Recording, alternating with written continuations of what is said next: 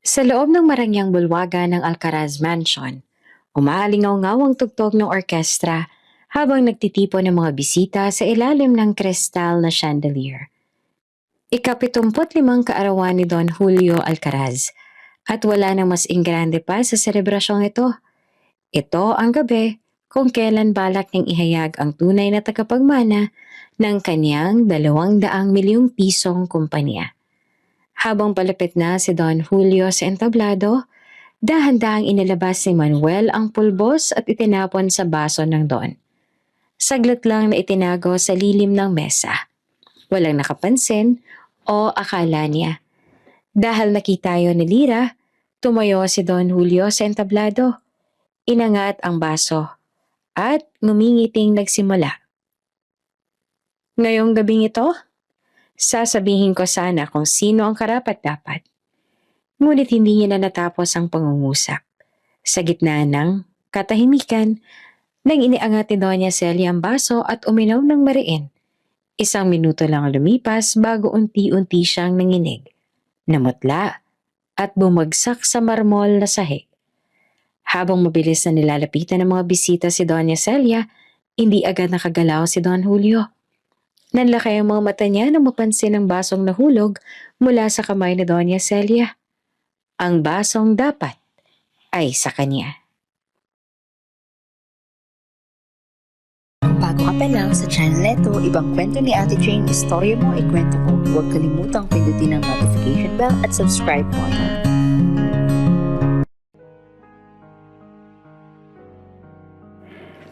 Mainit ang sikat ng araw sa Alcaraz Estate. Isang mansyon na parang katulad noong mga nasa lumang teleserye tungkol sa mga mayamang angkan. Malawak ang hardin, kumikintab ang mga bintana, at bawat sulok ay nagmumukhang eksena na hinihintay ang drama. Sa gitna ng lahat ng iyon ay si Don Julio Alcaraz, 74 na taong gulang. Ang matigas pero tahimik na pinuno ng Alcaraz Holdings. 200 milyong halaga ang kumpanya niya at buong buhay niya ay ginugol sa pagbuo nito. Sa labas, siya ay mukhang malakas pa, pero sa loob niya ay may mga lihim na sugat na hindi alam ng kahit na sino. Nakahawak siya sa tungkod habang nakaupo sa antigong bangko sa hardin. Malalim ang iniisip. Tahimik at halatang pinapanood ang paggalaw ng mga hardinero. Sa tabi niya ay nakalagay ang tasa ng tsaa. Mukhang ordinaryong umaga para sa may bigat sa hangin. Doon pumasok si Lira, 25 taong gulang. Ang kasambahay na halos hindi napapansin ng mundo pero hindi lusot sa matang mapagmased ni Don Julio. Don Julio, tapos ko na po ang pagdidilig ng mga rosas? Sabi ni Lira, mahinahon, halos nahihiya. Maglilipat po ako sa kabilang bahagi ng hardin. Doon ho ako magdidilig. Napatingin ang Don sa kanya. Malumanay ang tingin. May halong pag-aalaga sa kahit siya ay hindi alam kung saan ang gagaling. Umupo ka muna sandali, iha. Sabi niya. Halika rito. Nagulat si Lira, pero sumunod. Umupo siya sa gilid. Tuwid ang likod, parang bawal huminga ng malalim. Napapagod ka na naman, sabi ni Don Julio. Hindi ka dapat nagtatrabaho ng walang kain. Napayo ko si Lira, nahihiya. Kaya ko pa naman po, Don Julio. Mas sanay po ako sa trabaho kaysa sa nakaupo lang. Umiling ang Don. Hindi kailangan maging martyr, kumain ka muna. Napangiti si Lira. Maliliit na ngiting bihira niyang ipakita. Salamat po pero huwag po kayong mag-alala sa akin. Nang marinig ng bata ang tono niya, lalo itong tumingin kay Don Julio. Hindi niya alam kung bakit may kakaibang pakiramdam siya kapag nasa paligid ito. Hindi romantiko, hindi ganon. Para itong tatay na hindi niya nakilala. At sa hindi niya maipaliwanag na dahilan, ganito rin ang pakiramdam ng Don. Pero bago pa makapagsalita ulit ang dalawa, dumating ang isang boses na mabilis makasira ng tahimik na umaga. Papa, andito pala kayo. Si Andrea, ang nag-iisang anak na babae na Don Julio. Maganda, elegante, sophisticado ang dating. Nakasuot ng mamahaling dress na parang dadalo sa charity ball kahit na ordinaryong araw lang naman. Sa likod niya ay ang asawa niyang si Manuel at sa pinakahuli ay ang palaging nakasunod na si Doña Celia, ang asawa ni Don Julio at eksperto sa pamimentas. Pagkakita ni Andrea kay Lyra, agad itong kumunot ang noo. "Ano na naman ang ginagawa mo dyan, Lyra?" Tanong niya na puno ng yabang. "Hindi ba dapat naglilinis ka sa kusina? Bakit ka nakaupo sa tabi ni Papa? Kasambahay ka lang naman ah." Tumayo agad si Lyra, halatang nabigla. "Ay pasensya na po, Ma'am Andrea. Tinawag lang po ako ni Don Julio." Napangisi si Andrea, halatang hindi kumbinsido. "Papa, seryoso? Bakit yung pinapalapit palagi ang kasambahay na yan? Hindi ba kayo nahihiya? Hindi siya marunong makisama. Hindi nga nakapagtapos yan ng high school. Walang alam. Wala naman siyang malaking ambag." Tumawa si Doña Celia, ang Alcaraz matriarch, sabay paypay na parang kontrabida sa teleserye. "Ay nako Andrea, baka gusto lang niyang maging close kay Julio para mapansin. Alam mo na, baka may gusto sa matanda. Bata pa, malandi at mahirap. Alam mo na ang kombinasyon." Panunuya nito na para bang hindi ang sariling asawa ang pinasasaringan. Nagtawanan si Ana Andrea at Manuel na parang nanonood ng komedya. Nahulog ang mundo ni Lyra sa sahig. Parang wala na siyang lakas na tumayo. Pero ang hindi nila inaasahan, tumayo si Don Julio. Mabagal pero matatag. Nang tumayo siya, bigla silang natahimik. "Tama na," sabi niya. "Masyado na kayo nagiging masama." Napatingin si Andrea sa kanya. "Papa, nagsasabi lang naman kami ng totoo. Magtitiwala ka ba talaga sa kasambahay lang?" "Tama na," ulit niya na mas mabigat. "Hindi ko papayagan na minamaliit ninyo ang mga tao sa bahay ko." Sumingit si Manuel, pilit nagpapakabait. "Papa, nag-aalala lang naman kami. Ibang mundo natin. Ibang mundo nila." Napatingin si Lyra sa kanya. Ang mga salita nila ay parang sampal sa kanya. Pero hindi napigilan ni Don Julio ang sarili. "Ang mundo ay hindi nahahati sa mayaman at mahirap, Manuel," sabi niya. "At kung meron man kayong dapat alamin, ito yon. Ang mga taong nasa bahay ko, kahit kasambahay sila, ay tinatrato ko bilang pamilya." Pasimpleng napanganga si Andrea, hindi siya makapaniwala. Lumingon si Doña Celia, halatang naaapektuhan ang pride niya. Ngunit hindi doon nagtapos ang Don. "At kung meron man kayong problema kay Lyra, ako ang kausapin ninyo, hindi siya." Humigpit ang dibdib ni Lyra sa narinig. Gusto niyang maiyak, gusto niyang magpasalamat, pero nahihiya siya. Hindi niya gustong maging dahilan ng away sa pamilya. "Pasensya na po," sabi niya ng mahina. "Kung ako po ang dahilan ng gulo, aalis na lang po ako ngayon." Pero agad siyang pinigilan ni Don Julio. "Lyra, hindi ikaw ang mali rito." Nagulat si Andrea. "Papa, sobra-sobra naman ang pagtatanggol yan. Ano ba meron sa kasambahay na yan at parang mas mahalaga pa sa amin?" Umangat ang ulo ni Don Julio. "Eh bakit ba kailangan ninyong mainggit? Ano bang masama kung mabait ako sa kanya?" Natahimik si Andrea. At sa wakas, sinabi ni Don Julio ang hindi nila gustong marinig. "Kung ayaw ninyo sa kanya, problema ninyo yon. Pero hindi ko pababayaan si Lyra." Namilog ang mata ng tatlo. Si Lyra naman ay nakatingin sa Don. Parang hindi makapaniwala. Pagkatapos noon, tumalikod ang Don. "Lyra, sumama ka sa akin sandali." Tahimik namang sumunod si Lyra. Habang naglalakad sila palayo, narinig niya ang bulong-bulungan ni na Andrea sa likod. "Si Papa talaga, pati kasambahay pinaglalaban."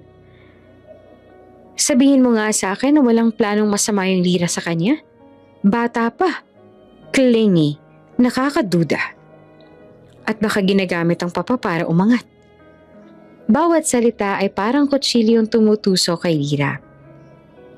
Pagdating nila sa kabilang bahagi ng hardin, huminto si Don Julio. Lira, huwag mo silang pakinggan.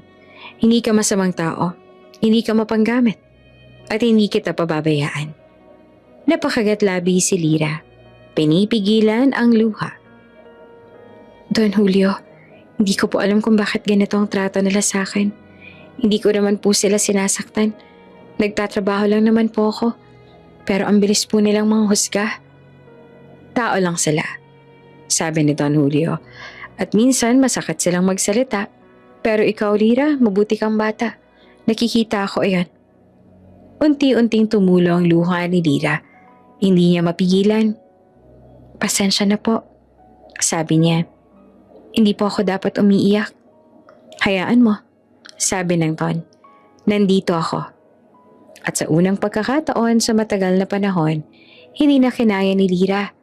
Umiyak siya ng tahimik. Hindi dahil sa hiya, hindi dahil sa galit, kundi dahil may isang taong nagtatanggol sa kanya. Isang taong parang ama. Isang taong hindi niya alam na may connection pala sa buhay niya na mas malalim pa kaysa sa nakikita. At si Don Julio, habang pinagmamasa ng bata, ay may naramdaman na naman. Isang alaala, isang kirot, isang tanong. Bakit ba napakalakas ang hatak ng dalagang ito sa puso niya? At bakit parang matagal niya na itong kilala? Tahimik ang buong mansyon nang maglakad si Doña Celia sa malawak na hallway. Ang malalaking hikaw niya ay kumakalansing sa bawat hakbang. Mahigpit ang kapit niya sa kanyang abaniko.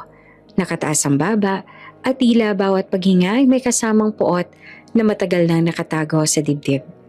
Kilala siya bilang matriarch ng pamilya Alcaraz. Matapang, sosyal, elegante. Pero higit sa lahat, siya ang babaeng naniniwalang siya ang dunay na dapat magtimo ng yaman at pangalan ng pamilya. At kung hindi man siya, dapat ay si Manuel, ang tanging lalaking malapit sa kanya na maaaring umupo sa trono kapag wala na ang Don.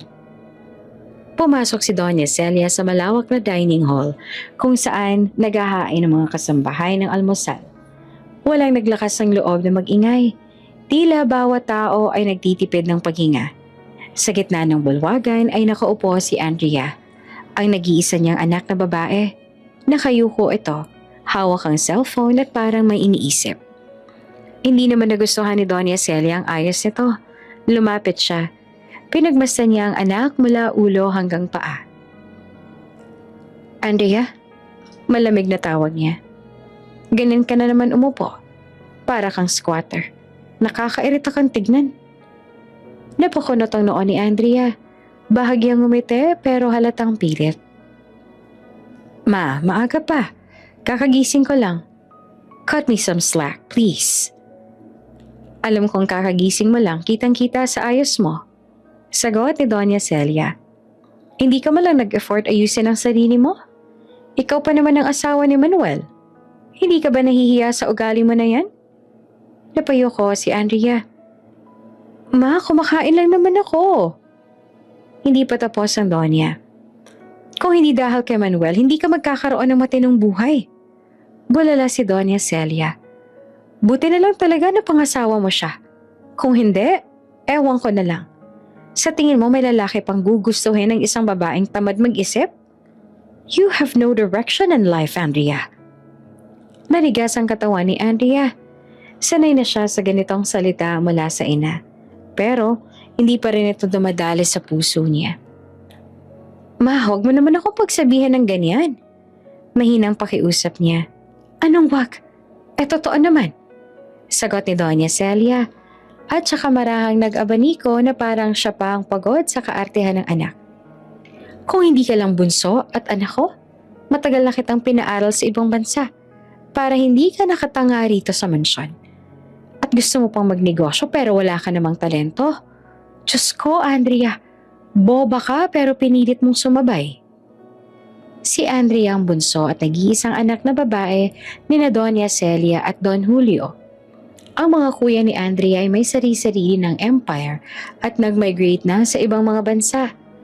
Dahil lumaking spoiled brat at lahat ng gusto ay nakukuha, hindi na nakapagtapos ng kolehiyo si Andrea. Pa-shift-shift ito ng kurso hanggang sa hindi na nakapagtapos pa. Kaya wala itong kahit na anong asset at maipagmamalaki. Bukod sa asawa niyang si Manuel. Tumalikod si Doña Celia at naglakad papunta sa veranda. Doon niya nakita si Manuel, nakaupo habang umiinom ng kape. Pagkakita niya sa Doña, tumayo agad si Manuel. "Ma," bati niya. Nakangiti pero may halong pag-aalala sa muka. "Maaga po kayo nagising." Lumapit si Doña Celia sa kanya na parang biglang nag-iba ang mood. Kung kay Andrea ay puno siya ng pagkadismaya, kay Manuel naman ay may lambing at paghanga ang pinapakita niya. "Manuel anak," sabi niya, "ang sipag mo talaga. Ikaw na nga talagang susunod na pinuno ng Alcaraz Holdings." Napatawa si Manuel, pero halatang pagkailang. "Ma, si Papa pa rin ang chairman. Hindi ko naman po hinihintay na mawala siya agad." Umupo si Doña Celia sa tabi niya. Nagtagal ang tingin niya sa mukha ng manugang. Paano niya ba isipin si Andy ay hindi karapat-dapat? Pero itong si Manuel ay kayang-kayang maging hari ng yaman ng Alcaraz. "Alam ko namang mabait ka, Manuel. Pero wag kang masyadong inosente." Habang tumatagal si Don Julio sa upuan, lalong lumiliit ang tsansa mong umupo dyan, sabi ni Doña Celia. At alam mo naman si Don, hindi niya ibibigay sa asawa ng anak niya ang kumpanya habang buhay siya. Nagunti-unting nagbago ang mukha ni Manuel. May kaba, may pagdududa, may ambisyon. "Ma," mahina niyang sagot. "Ayoko namang pag-usapan ng ganyan." "Kung ayaw mong pag-usapan, bakit hindi ka nalang maghintay? Pero oras ang kalaban mo."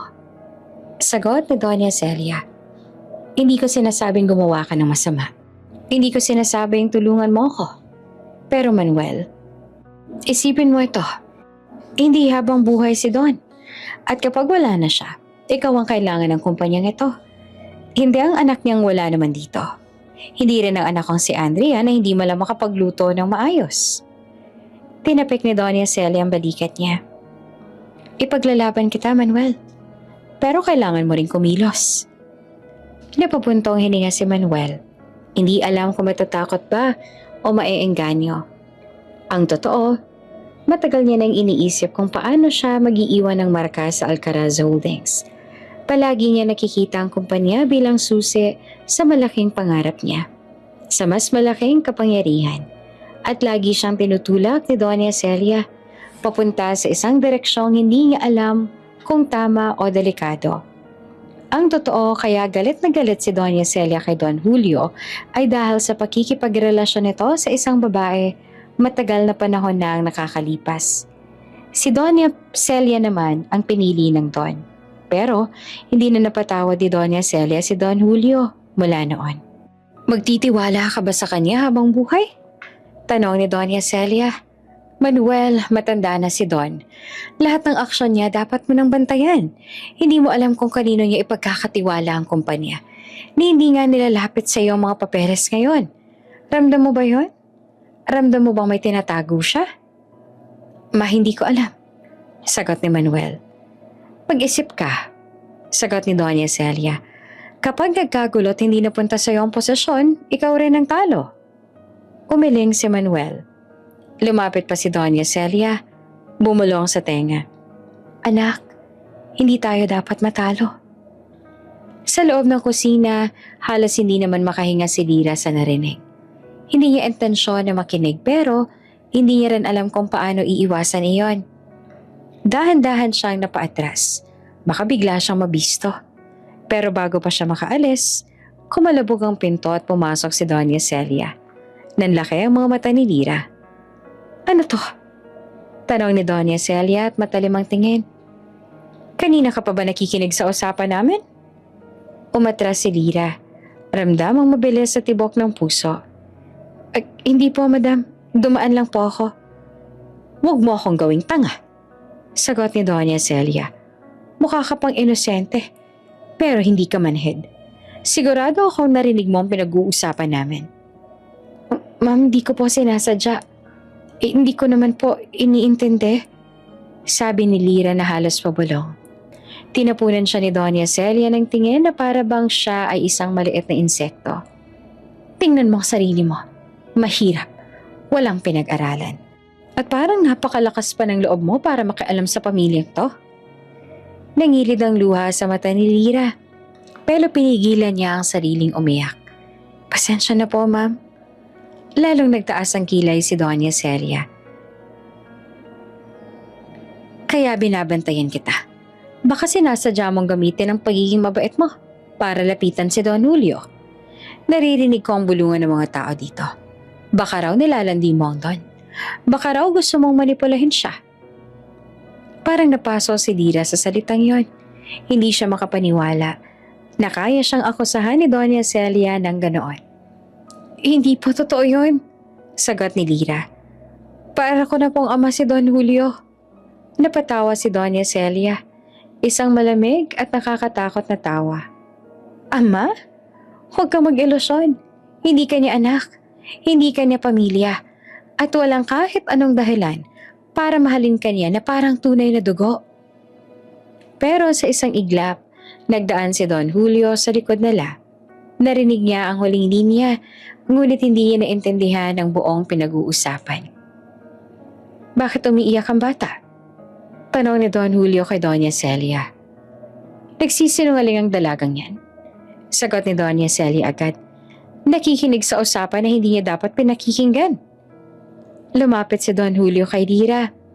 Marahan niyang hinawakan ang balikat nito. Lyra, ayos ka lang? Hindi naman mapigilan ni Lyra ang luha. Pero kahit umiiyak, pilit siyang umiti. Ayos lang po, sir. Nag-iba ang mukha ni Don Julio. Malinaw ang pag-aalala. Halos halata ang sakit sa puso niya sa nakitang lungkot sa dalaga.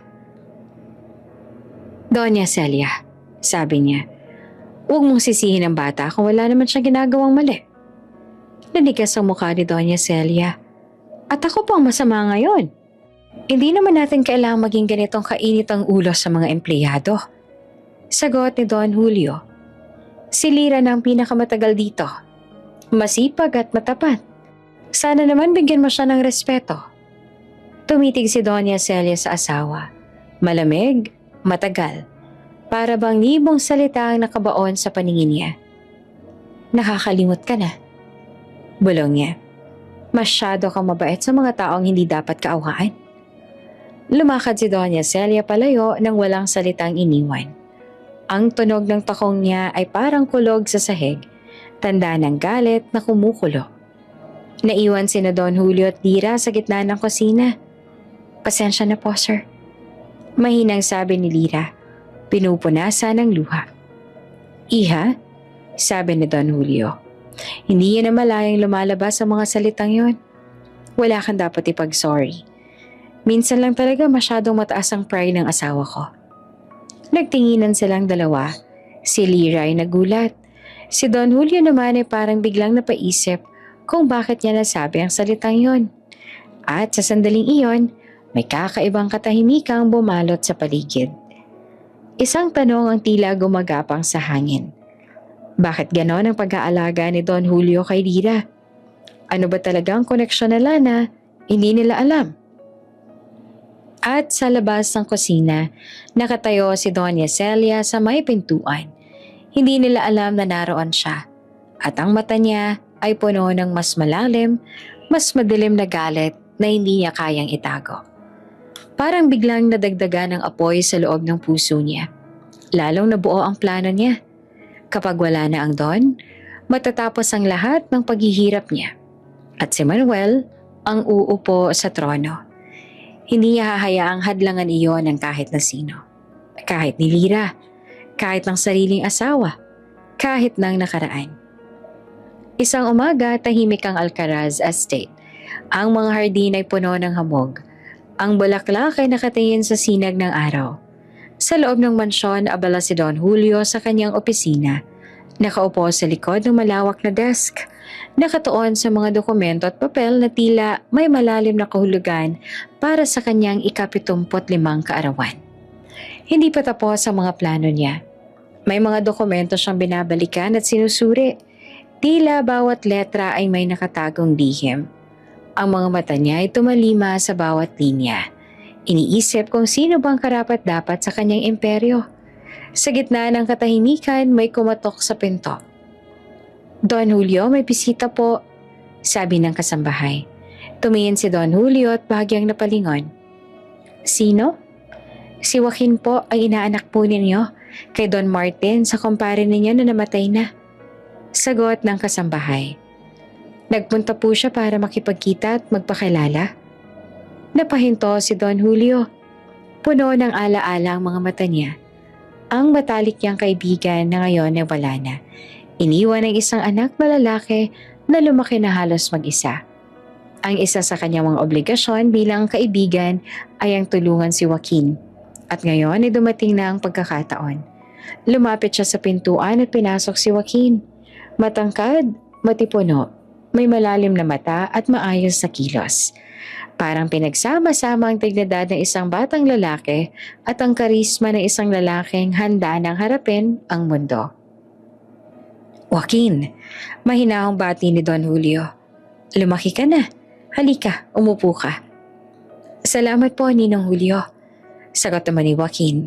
Mahinhin ngunit may galaw na nagpapakita ng tiwala at respeto. "Gusto ko pong matutumala sa inyo. Alam kong marami kayong alam tungkol sa negosyo ng kumpare ninyo at gusto ko pong mapalago ito." Napangiti si Don Julio. "Kaya nga nandito ka. Pero bago ang negosyo, gusto kong makita kung paano ka mamuhay sa paligid ng pamilya at sa mansyon na ito." Sa loob ng ilang linggo, nagstay si Joaquin sa Alcaraz Estate. Habang naglalakad sa hardin o nakikipag-usap sa tanghali, napapansin niya si Lira.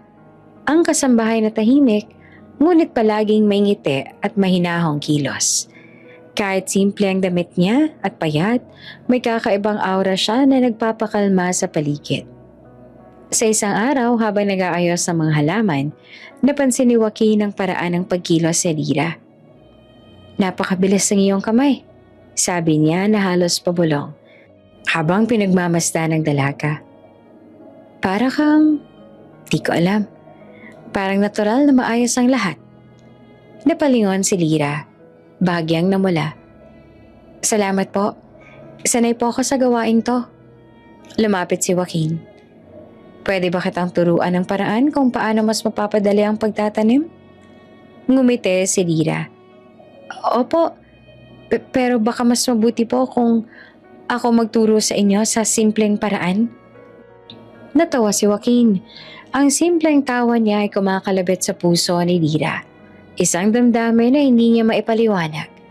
Parang may spark sa pagitan nila. Isang damdamin na sa kanilang pareho ay tahimik na lumalago sa bawat tingin at ngiti. Ngunit si Lira ay maingat. Alam niya kung sino siya at kung sino si Joaquin. Para sa kanya, ang mundo ng mga mayayamang tulad niya ay langit. At siya ay hamak na nasa lupa lamang. Hindi niya gustong masaktan. Hindi niya gustong umasa ng sobra. Kaya kahit madalas silang magkasama sa maliit na gawain, palaging may distansya sa puso niya. Isang hapon, habang nag-uusap silang dalawa sa hardin, hindi sinasadyang pumasok si Don Julio sa veranda at nakita sila mula sa malayo. Nakita niya ang paraan ng pagkakausap nila.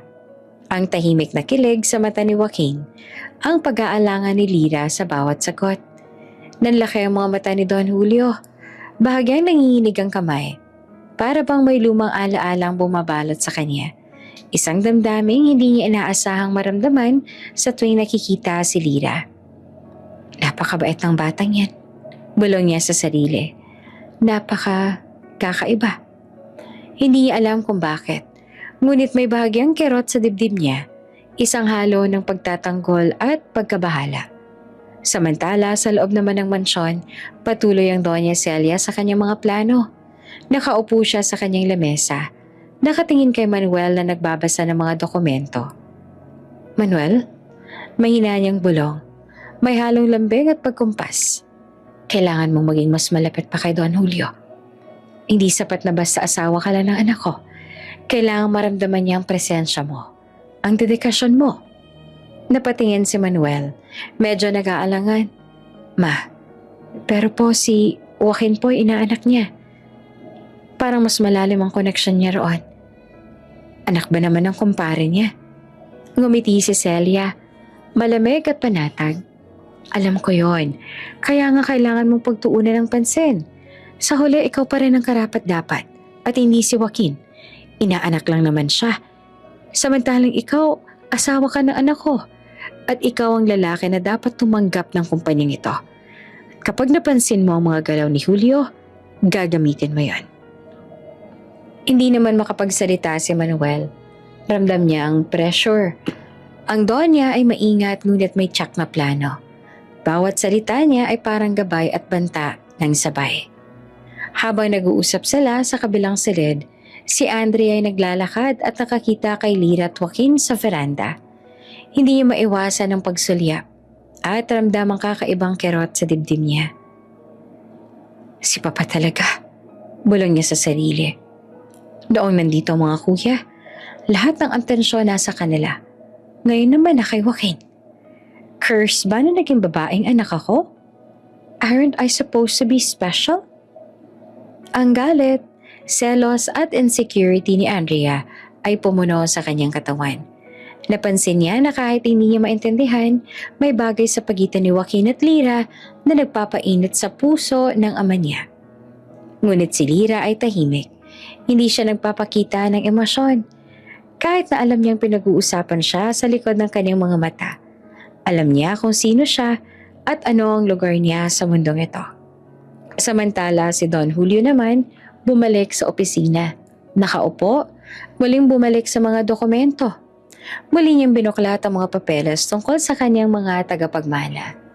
Ang 75th birthday niya ay nalalapit na at malinaw sa kanya kung sino ang karapat-dapat. Ngunit habang sinusuri ang mga numero, pangalan at legal na papel, ang alaala ng maliit na tanong na bumabalot sa kanya tungkol kay Lyra ay muling bumalik. Para bang may kahalagahan ng dalaga sa higit pa sa simpleng kasambuhay. Sa veranda, si Joaquin naman ay nagbabalik ng ngiti kay Lyra. Salamat sa pagtuturo, sabi niya. Hindi ko akalaing magiging madali ang lahat dahil sa'yo. Ngumiti naman si Lyra. Opo, pero hindi po ako sigurado kung tama po na sobra kayo nakikinig sa akin ha. Hindi po ako galing sa mundo ninyo. Tumingin si Joaquin sa kanya. May halong paghanga. Hindi yan mahalaga sa akin, sagot niya. Para sa akin, mahalaga kung sino ka talaga at kung ganong kabusila ang puso mo. Hindi na nakasagot si Lyra. Napatingin siya sa paligid, sa hardin, sa mansyon. Sa dagat ng karangyaan, alam niyang hindi niya tunay na bahagi. Sa loob ng mansyon, si Doña Celia ay nakangiti habang nakamasid kay Manuel. Alam niya na bawat hakbang ay pinaplanong mabuti. Alam niya na sa huling araw, kapag nawala ang Don, si Manuel ang uupo at walang sino man, kahit pa si Joaquin, ang makakapigil sa kanya. Ngunit sa isang sulok, tahimik si Lyra na nakatayo. Alam niya na ang puso niya ay nagsisimulang umakma sa isang damdamin na hindi niya dapat kilalanin. At sa veranda, ang unang hibla ng pagtingin na Joaquin at Lyra ay tila walang hangganan. Isang lihim na nagsisimulang umusbong sa ilalim ng mata ng lahat. Tahimik ang hapon sa Alcaraz Mansion. Mainit ang sikat ng araw na tumatama sa malalaking bintana ng library. At ang mga lumang libro sa estante ay tila nanonood habang si Lyra ay nagliligpit ng mga nakakalat na papeles ni Don Julio. Maingat siyang kumilos. Halos parang takot siyang makagambala sa katahimikan. Napakaganda ng kwartong iyon. Mabango ang amoy ng lumang papel at kahoy. Minsan, naiisip ni Lyra na kung may lugar na nagtatago ng sekreto, ito iyon. Habang nag-aayos siya ng mga libro, may isang luma at makapal na volume na tila nakausli. Nilapit niya ang kamay at banayad na hinila yon. Pagbukas niya, may nalaglag na maliit na lumang litrato. Napatigal siya. Isang sepia tone na larawan. Halatang napakatagal na. Nasa gitna si Don Julio. Ilang taon na ang nakalipas. Nasa 50 siguro doon. Nasa bisig niya ang isang sanggol na nakabalot sa puting kumot. At sa gilid naman ng frame ay isang babaeng hindi kilala ni Lyra. Nakangiti ang babae, pero may lungkot sa mga mata. Nag-init ang dibdib ni Lyra. Parang kumirot. Para bang may kilala siyang hindi naman talaga niya kilala. Para bang may pamilyar ngunit hindi niya maipaliwanag. Naupo siya sa gilid ng mesa. Pinagmamasdan ng larawan na parang hinihila siya nito. Bakit may kakaiba sa pakiramdam niya? Bakit parang kilala niya ang sanggol o ang babae? Parang may humaplo sa puso niya. Malamig, pero mabigat. Sa isang iglap, nagising siya sa pagkakatulala at agad niyang binalik ang litrato sa loob ng libro. Dahan-dahan niyang sinara iyon. Halos nanginginig ang mga daliri niya. Ngunit bago pa siya makalayo, tumunog ang pinto. Pumasok si Don Julio. Suot niya ang malinis na polo at nakaantabay ang mabigat ngunit malamlam na tingin. Pagkakita niya kay Lyra, bahagya siyang umiti. Iyong ngiting bihira lang ibigay ng Don, lalo na ngayon na lagi siyang pagod at puno ng isipin. Lyra, mahinahon niyang tawag. Bakit parang natigilan ka dyan? May nalaglag ba? Napakagatlabi si Lyra at umiling. Wala po, Don. Nag-ayos lang po ako. May nalaglag lang na papel. Lumapit si Don Julio at mabagal pero may dignidad sa bawat hakbang. Ang tingin niya ay lumipat sa libro na hawak ni Lyra. Pagkatapos sa isang mukha nito. Sigurado ka ba? Tanong niya. May bahagyang pag-aalala sa tono nito. Para kasing ibang tingin mo. Napalunok si Lyra. Hindi niya alam kung bakit hindi siya makapagsinungaling ng matagal sa harap ng Don. Nagulat lang po ako. May nakita lang po akong lumang bagay. Anong bagay? Tanong ni Don Julio. Mas malambot ang boses. Parang natatakot malaman ang sagot. Maliit lang po. Hindi naman po importante. Sagot ni Lyra. Pinalik ko na po. Hindi na nagtanong pa si Don Julio. Pero hindi na rin nawala ang pag-aalala sa mga mata niya. Tila ba may sariling bigat ang katahimikan na sumunod. Lyra, mahina niyang sabi. Kung may makita kang kahit ano tungkol sa akin, huwag kang matatakot na sabihin sa akin. Hindi naman kita pagsasabihan. Ngumiti si Lyra, pero halatang pilit. Opo, Don. Nakatitig lang sa kanya ang Don. May kakaibang lambing na hindi niya maipaliwanag. Parang may koneksyon silang dalawa na hindi maintindihan ng iba. At tila naramdaman niyo ni Don Julio na palalim ang hinga niya. At saglit na umangat ang kamay niya na parang hahawakan ng balikat ni Lyra. Pero bigla niya itong binawi. Mag-ingat ka, palagi, sabi niya, lalo na ngayon. Hindi naman maintindihan ni Lyra ang ibig niya sabihin. Samantala, sa kabilang parte ng mansyon, naroon si Doña Celia nakaupo sa terrace. Hawak ang isang mamahaling tasa ng tsaa. Tahimik ang paligid pero ang mga mata niya ay matatalas. Ganito ang itsura niya kapag may binabalak. Tumayo ang isang katulong at ibinaba ang tray na may bagong timplang tsaa. Umalis ito pagkatapos magbigay galang. Nang wala nang nakatingin, inilapit ni Doña Celia ang maliit na boteng nakatago sa gilid ng kanyang upuan. Isang mild sedative. Hindi sapat para makapatay ng tao, pero sapat para maging tulog ang utak nitong si Don Julio. Sapat para mawala nito ng focus. Sapat para maging dependent sa kanya at sa wakas ay mawala ang kontrol sa kumpanya. Tiningnan niyang mabuti ang tsaa. Walang emosyon sa mukha niya. Parang kalma na pusa bago umatake. Kaunting tulong lang, bulong niya. Mas mabuti ito kaysa patuloy niyang hawakan ng lahat. Binuksan niya ang bote at tinaktak ang ilang patak sa tsaa. Tiningnan niya yon ng sandali. Walang nagbago sa kulay. Perpekto. Julio, oras na para magpahinga ka. Dagdag niya sa sarili. Bitbit ang tray, naglakad siya patungo sa library. Nadatna ni Doña Celia ang Don at si Lara na magkasama pa rin sa loob. Napakunot ang noon niya. Julio, tawag niya at malamig ngunit may ngiti. Dinalhan kita ng tsaa. Agad namang umatas si Lyra at yumuko ng magalang. Magpapaalam na po ako, Don, Doña. Tumalikod na sana siya pero Bago pa siya makalabas, nagsalita si Don Julio. Lira, salamat ha. Balikan mo na lang mamaya ang papel. Tumango naman si Lira, ngunit naramdaman niya ang bigat ng tingin ni Doña Celia sa likod niya. Pakiramdam niya, binabasa siya nito mula ulo hanggang paa. Paglabas ni Lira, humarap si Doña Celia kay Don Julio at lumapit ito. Dala ang tsaa. Para sa'yo. Sabi niya at iniabot ang tasa.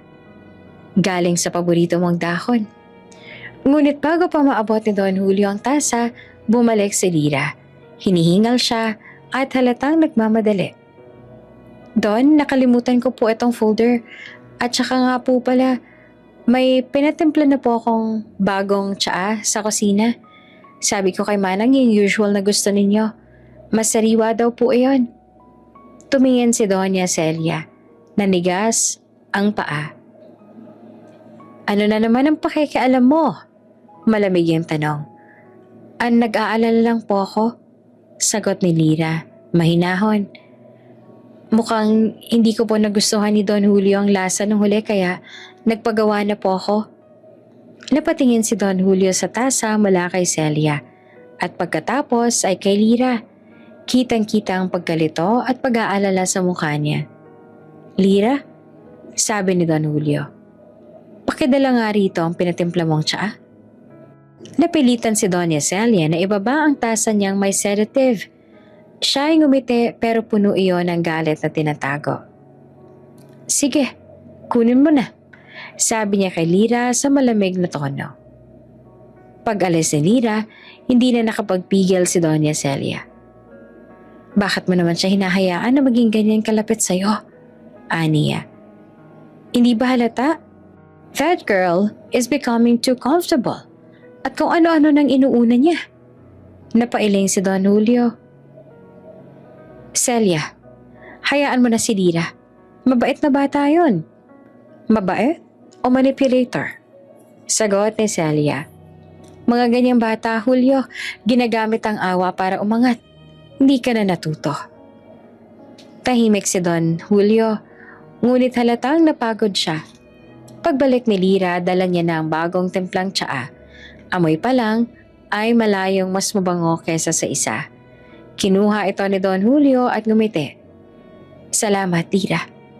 Pagkaalis ni Lira, ines na itinulak ni Doña Celia ang tasa niya palayo. Halos mabasag iyon, ngunit wala na siyang nagawa. Nabigo ang plano niya.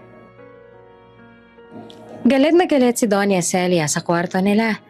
Naglalakad siya paikot-ikot habang si Manuel naman ay nakaupo sa sofa at kinukuskos ang sentido. Mama, ano ba ito? Reklamo niya. Hindi na ako mapakali. Araw-araw mo akong pinipilit na kumilos pero wala naman tayong solid na plano. Hindi pwedeng walang gawin, Manuel. Sagot ni Doña Celia. Lalo na ngayon. Kung sino man ang babae sa nakaraang yon ni Julio, may posibilidad na may iniwan siyang kung ano. At ayoko may lumutang na bagong tagapagmana. Napasinghap si Manuel. Mama, huwag mo ngang idamay ang mga multo ng nakaraan. Igit pa dyan ang problema natin. Si Joaquin, si Don Julio, at pati si Lira na lagi mong tinitingnan. At bakit hindi ko siya titingnan? Sagot ni Celia ng may ngisi. Ang bilis ng instinct ng batang yon. Kung hindi siya dumating kanina, malapit ang malaglag si Julio sa mga kamay ko. Napakapit sa ulo si Manuel. Mama, natatakot ako.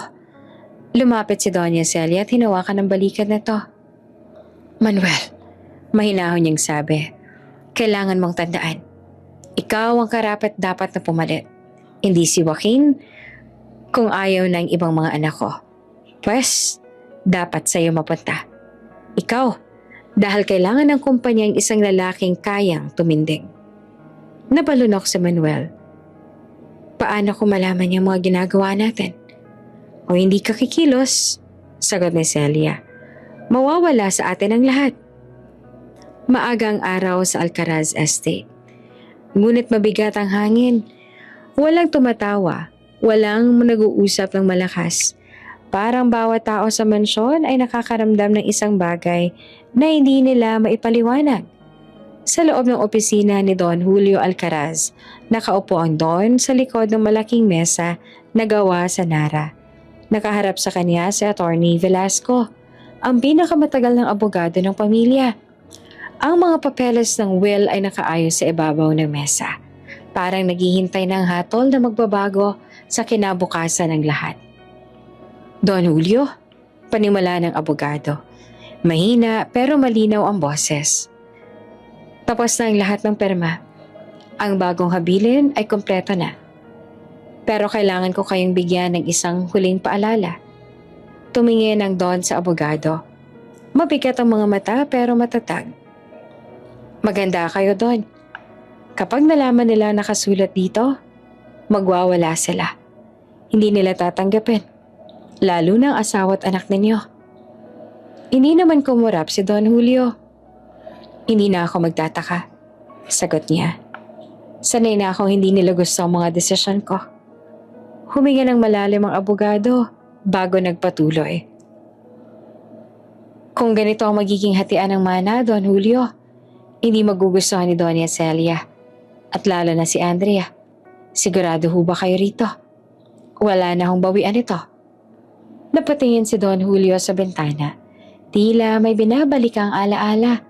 Pagkatapos ay tumingin muli kay Attorney Velasco. Alam mo, totoo, Attorney? Sabi niya nang mabagal. At alam ko rin. Tahimik ang abogado pero halata ang bigat sa mukha nito.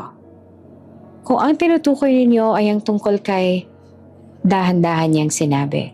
Napapikit si Don Julio. Hindi galit ang naroon, kundi sakit at pagod. Pumuntong hininga siya. Nagkamali ako noon. Nagkaroon ako ng relasyon sa ibang babae. Pero nagbago ako. Bumalik ako sa pamilya ko. Nagpakatino ako. Pero si Celia, hindi na nagbago. Buong buhay ko, pinaramdam niya na dapat niyang kunin ang lahat bilang kapalit. Tumingin si Don Julio sa folder ng will. Ang iba ko namang mga anak, lahat ay nasa ibang bansa. May sariling mga pamilya. May sariling negosyo, sariling buhay. Wala na silang interes sa yaman ko. Si Andrea, siya lang naiwan dito. Si Celia. At kung ibibigay ko sa kanya ang Alcaraz Holdings, itinuloy ng abogado. Alam niyang babagsak ang kumpanya. Tumango si Don Julio. Kaya hindi pwede. Hindi ko papayagang masira ang kumpanya na buong buhay kong pinaghirapan. Kinuha niya ang panulat. Nilagyan ng huling perma ang dokumento. Sa 75th birthday ko. Party ko. Doon ko sasabihin sana. Bulong niya. Sana. Tama ang desisyon ko. Binabalaan lang kita, Don Julio. Kailangan mong maging handa. Handa na ako, attorney. Kahit ano pang maging gulo. Tumayo si Attorney Velasco. Dinala ang mga papeles. Kung ganon, Don, hindi ko masisiguro kung ano mangyayari. Pero susundin natin ang gusto mo. Maganda lang kayo sa magiging reaksyon nila. Lalo na ng inyong asawa. Lumabas ang abogado. Naiwan si Don Julio na nakatingin sa lumang litrato sa gilid ng mesa. Hindi niya sinabi, pero ramdam niya ang tunay na pinili niya sa habilin ay isang taong mahalaga. Isang taong hindi inaasahan. Pagkalabas ng abogado, nag-umpisa ang tensyon sa bahay. Si Lira ay patuloy na nag-aayos sa mga bulaklak. Naglilinis at tumutulong sa paghahanda para sa nalalapit na malaking selebrasyon. Habang nag-aayos siya ng mga puting rosa sa malaking florera sa sala, narating siya ni Joaquin. Hi, Lira! Bati niya at nakangiting parang bagong gising mula sa mabigat na trabaho. Mula umaga kanina, hinahanap kita. Hindi ka lumalabas sa kusina. Nagulat si Lira. Sabay ko. Pasensya na po. Marami lang pong kailangan gawin para sa birthday ni Don Julio. Huwag mo na akong gamitan ng po. Sagot naman ni Joaquin habang nakangiti. Mas tumatanda ako sa ganyang tawag. Napangiti si Lira kahit pilit. Totoo naman po na mas matanda kayo sa akin. Di ba ho, 30 na kayo? Sagot niya. Natatawang tumugon naman si Joaquin. Tingin mo ba?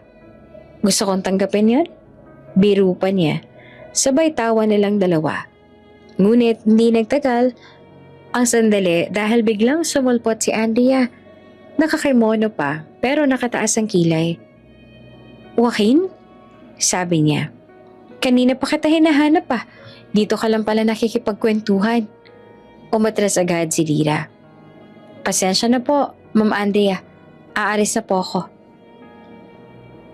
Teka lang, sabi ni Andrea. May tingin kay Joaquin. Hindi ba masyado kang komportable kausapin ng mga katulong? Andrea. Hindi naman sa ganon, sagot ni Joaquin. Nag-uusap lang naman kami. Nako, Joaquin, kilala ko ang mga ganyan.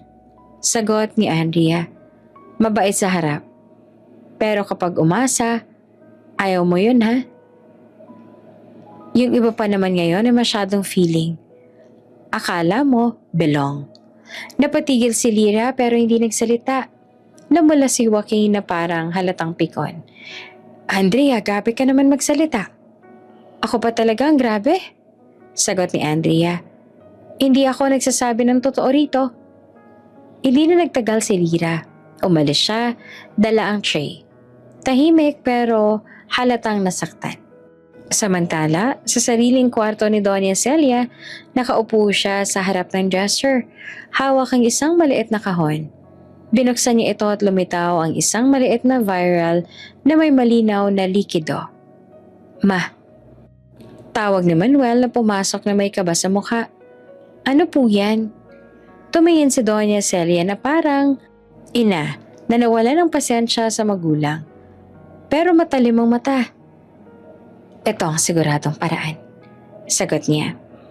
Hindi sapat ang sedative. Hindi tatalab sa matandang yon. Masyado siyang alerto. Masyado matalino. Hindi. Kailangan natin ng mas malakas. Namutla si Manuel. Mama, hindi ko kaya yan. Hindi ho ako pumapatay ng tao. Hindi ko ho kayang manakit. Hindi ko kayang gawin yan sa papa ni Andrea. Tatay pa rin po siya ng asawa ko. Natawa ng malakas si Doña Celia. Malakas na siyang ikinagulat naman ni Manuel. Ilang saglit pa, halos manlisik na ang mata ni Doña Celia. Sabay tayo. Ano ba naman, Manuel? Hanggang kailan ka ba magpapakaduwag? Lahat ng plano natin binabawi mo. Paulit-ulit. Wala kang paninindigan. Mama, hindi ganito ang usapin natin ha? Sagot ni Manuel. Ano hindi ganito? Sigaw ni Doña Celia. Magpapakatanga na lang ba tayo habang pinipili ni Julio ang iba? Inaanak lang niya si Joaquin, hindi niya kadugo. Kung mapupunta sa kanyang kumpanya, wala nang pag-asa si Andrea. Patuloy nito sa buong pag-iisip na kay Joaquin mapupunta ang mana. Nanginginig ang boses ni Manuel. Mama, hindi po sure na si Joaquin ang pipiliin ni Don Julio. Di ka talaga nag-iisip, sagot ni Doña Celia. Sa lahat ng anak ko, si Andrea ang pinakamahina. Si Andrea ang walang sariling asset. Si Andrea ang walang sariling pera. Kung mawala si Julio, wala siyang masisilungan. Saan siya tatakbo? Sa mga kuya niya na ayaw rin sa kanya? Nag-iwas ang tingin si Manuel. Pero nang tawagin siya ng Donya, napatingin siyang muli. Kung mahal mo ang asawa mo, sabi ni Doña Celia, gagawin mo ito. Habang palapit ng palapit ang birthday celebration, mas lumalaki ang tensyon sa mansyon. Minsan, habang nagluluto si Lyra sa kusina, napapansin niya na may mga bulungan ng mga katulong. May umiiwas ang tingin. May biglang tigil kapag dumadaan siya. Hindi alam ni Lyra kung bakit, pero ramdam niya. Parang may nagtatago sa anino. Parang may nakatingin sa bawat galaw niya. At si Doña Celia naman, mula sa hagdanan sa itaas ay nakamasid sa kanya na parang may pinagdududahan. Nag-uusap ang dalawang alila malapit sa hallway. Bakit kaya lagi siyang pinapansin ni Don Julio? Bulong ng isa. Ewan ko, baka may alam siya. Baka may koneksyon siya sa pamilya. Sagot naman ng isa pa. Hindi alam ni Lyra kung bakit hindi niya gustong makinig. Lahat ng bulong ay tumatama sa puso niya. Sa loob naman ng Alcaraz Mansion, hindi lang basta selebrasyon na nagaganap. Isa itong gabing dinisenyo para magmukhang walang kamatayan ang yaman at kapangyarihan ng pamilya Alcaraz. Ang buong bulwagan ay nababalot ng gintong ilaw mula sa higanteng chandelier. Kumikislap sa bawat galaw ng mga bisita na tila mga bituin sa lupa. Sa gilid ng bulwagan, may mahabang mesa ng pagkain na parang hindi nauubos. May lechon na inukit ang balat. May mga tray ng sugpo, cordero, steak, trays ng imported na keso, prutas na may dekorasyong parang korona, at mga bote ng alak na hindi mabibili ng karaniwang tao kahit isang taon pang mag-ipon. Nasa bawat sulok ang mga waiters at kasambahay, nakaputing uniforme, nakangiting tila sanay na sa marangyang mundong ito. Sa gitna ng bulwagan, nasa ibabaw ng pulang carpet at napapalibutan ng mga tao, nakatayo si Don Julio Alcaraz, ang hari ng gabing iyon. Suot niya ang isang mamahaling itim na tuxedo at may hawak na tungkod na simbolo ng kanyang edad at rangya. Bagamat maputi na ang buhok, may tindig pa rin siya na kaya magpatahimik ng buong silid sa isang iglap. Ang mga bisita ay lumalapit isa-isa, bumabate, humahalik sa kanyang kamay at nagbibigay ng regalo.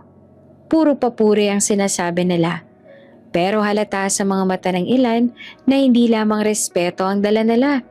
Nariyan ang inggit, ang paghangad ng koneksyon at ang tahimik na pagnanais na mapabilang sa mana.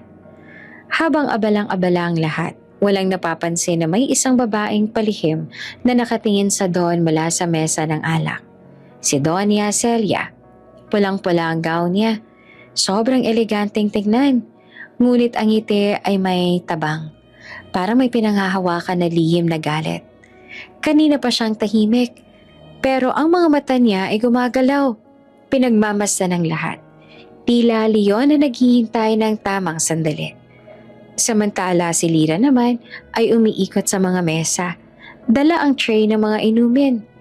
Tahimik siya gaya ng dati. Naglalakad ng maingat, walang halong yabang. Ngunit may ganda at sigla na hindi sinasadya. Minsan ay napapatingin ng ilang lalaki, pero hindi niya iyon pinapansin. Para sa kanya, trabaho lang ang lahat. Sa isang sulok, nakaupo naman si Joaquin, ang inaanak ng kumpare ni Don Julio. Nakasuit siya, pero hindi masyadong mahigpit. Masarap siyang tingnan. May mukha ng isang negosyanteng bata na mayaman pero may kababaang loob. Buong gabi, hindi maiwasang mapunta ang tingin niya kay Lyra. Napangiti siya na makita si Lyra na nag-aalok ng alak sa mga bisita. Nilapitan niya ito. Maligayang gabi sa'yo, Lyra. Pate ni Joaquin, may lambing at respeto sa tono. Nagulat si Lyra at halos mabitawan ng tray. Ay, Sir Joaquin, magandang gabi po. Pasensya na hindi ko kayo agad napansin. Okay lang, mukhang pagod ka na.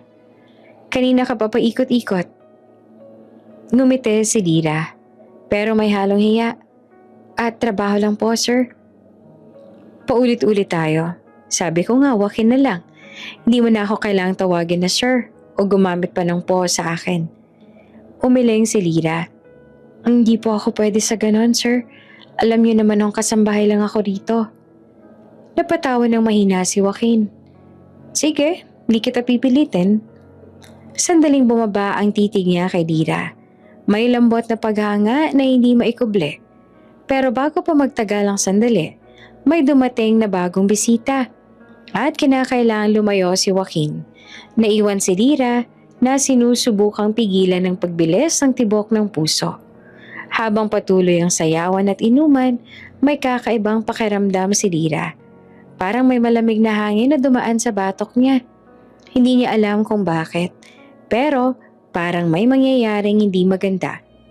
Nang lumingon siya, nakita niya si Manuel sa gilid ng mesa ni Don Julio. Ninenerbiyos ang kilos. Nanginginig ang kamay habang may hinahawakang maliit na lalagyan. Nakayuko siya, parang nagtatago.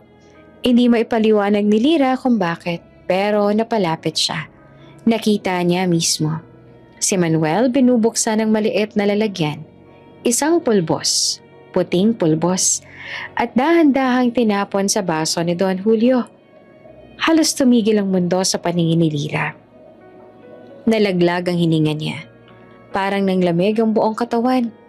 Hindi niya alam ang plano, pero alam niyang hindi iyon mabuti.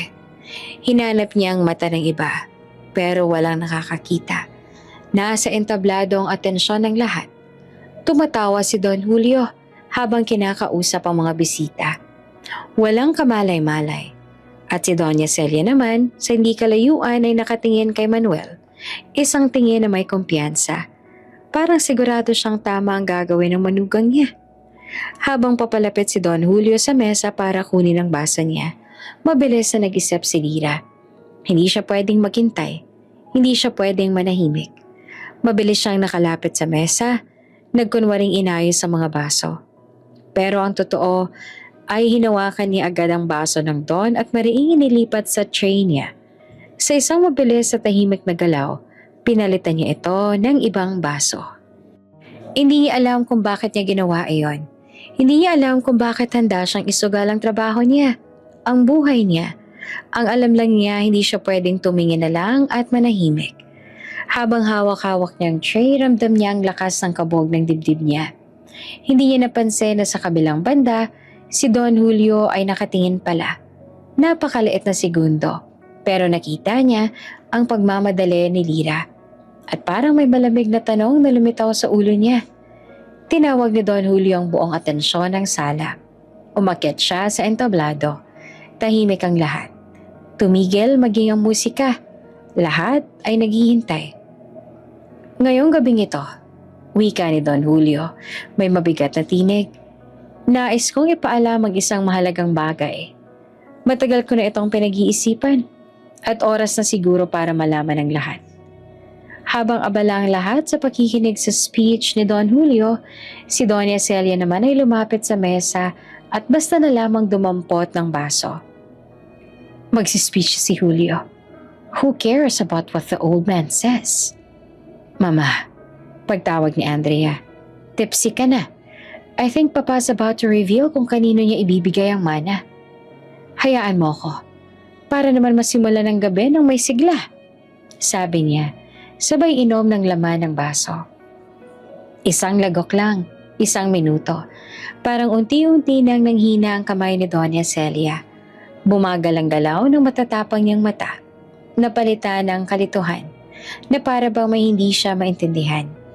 Tumingin siya kay Don Julio at para bang nagsusumigaw ang kanyang tingin na may mali, na may nangyari. At bago pa man may makasalo, bumagsak siya sa malamig na marmol na sahig. Celia? Sigaw ni Don Julio. Halos mabasag ang boses habang lumalapit sa tabi ng asawa. Celia! Nagkagulo ang mga bisita. May sumigaw, may nahulog ang baso, may tumakbo pa palayo. Ang ilan ay nag-livestream pa nang mangyari iyon.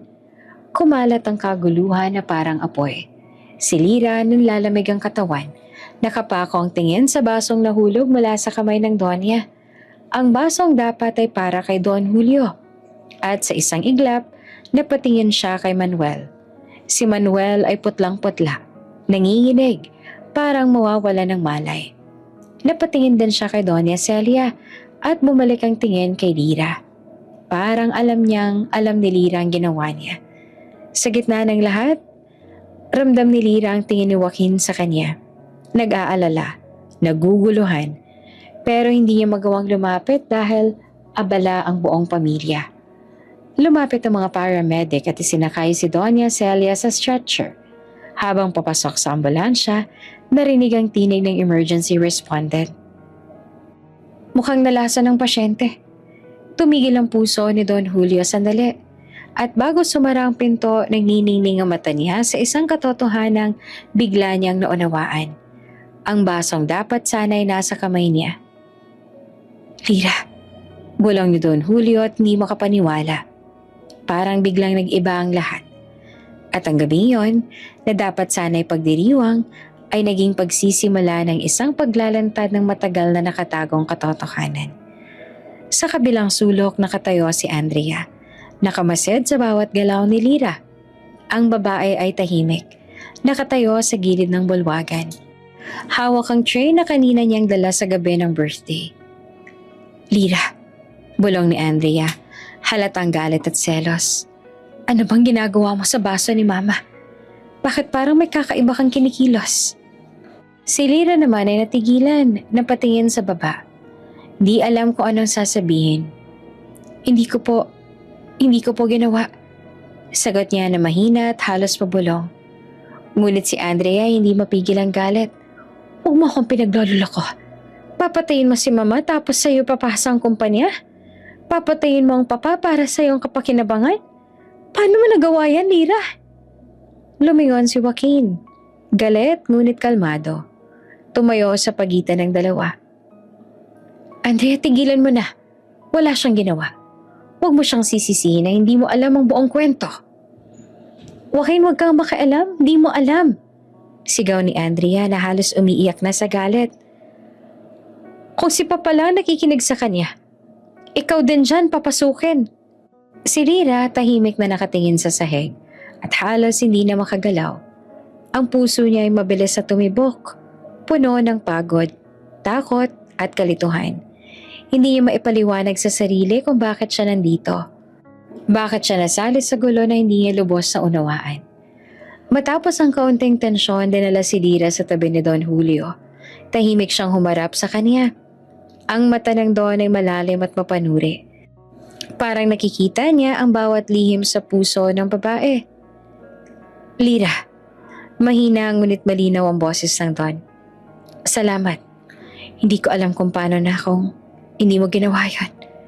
Nanlaki ang mata ni Lira. Don Julio, hindi ko po sinasadya. Hindi ko po alam.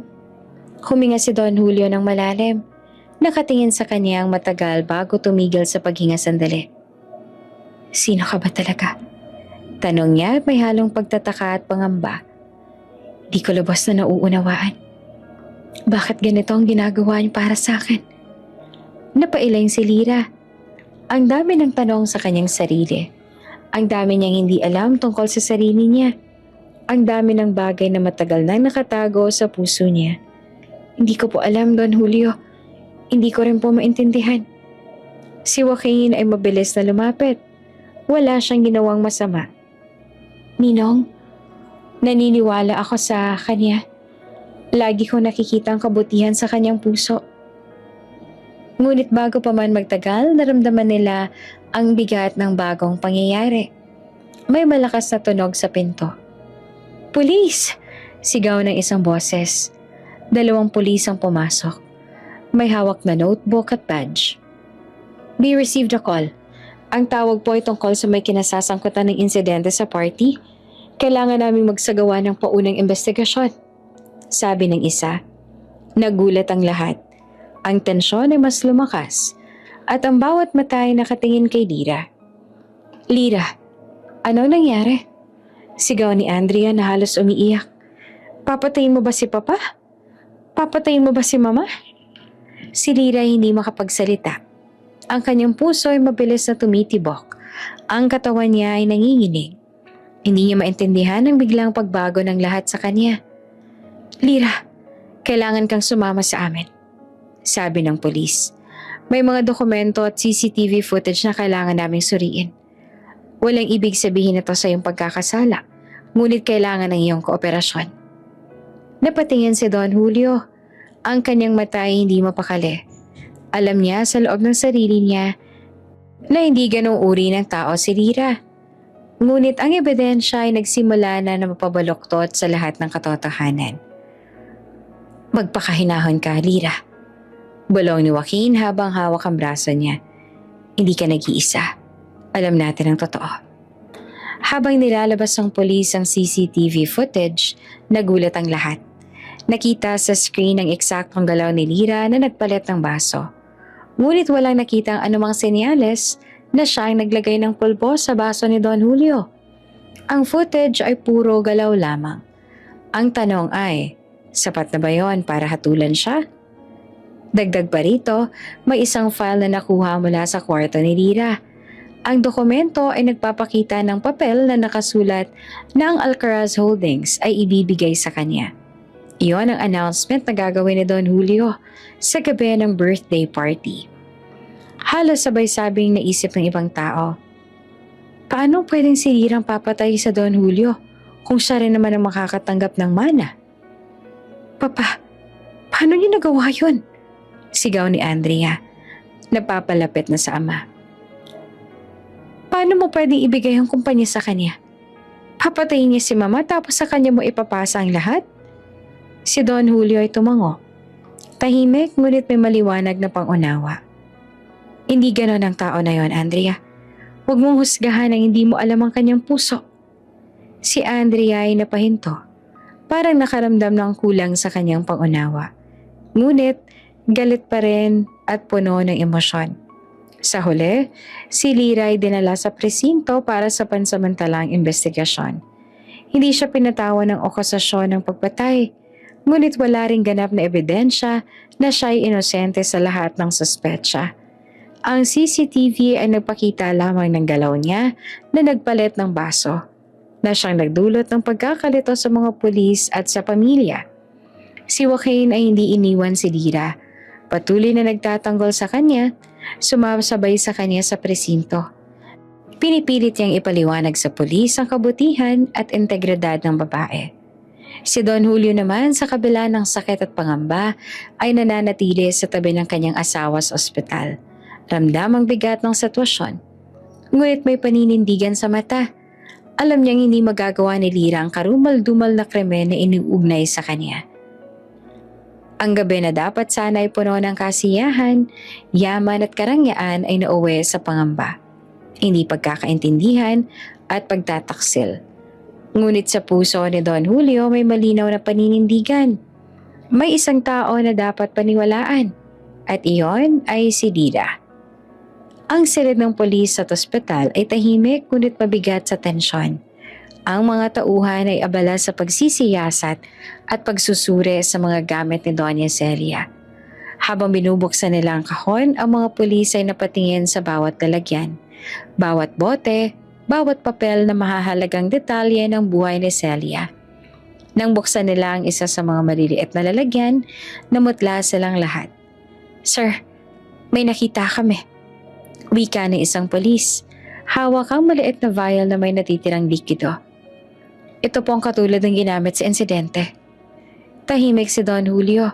Ramdam ang pagkadurog ng kanyang puso. Ang mga mata niya ay punong-puno ng galit at sakit.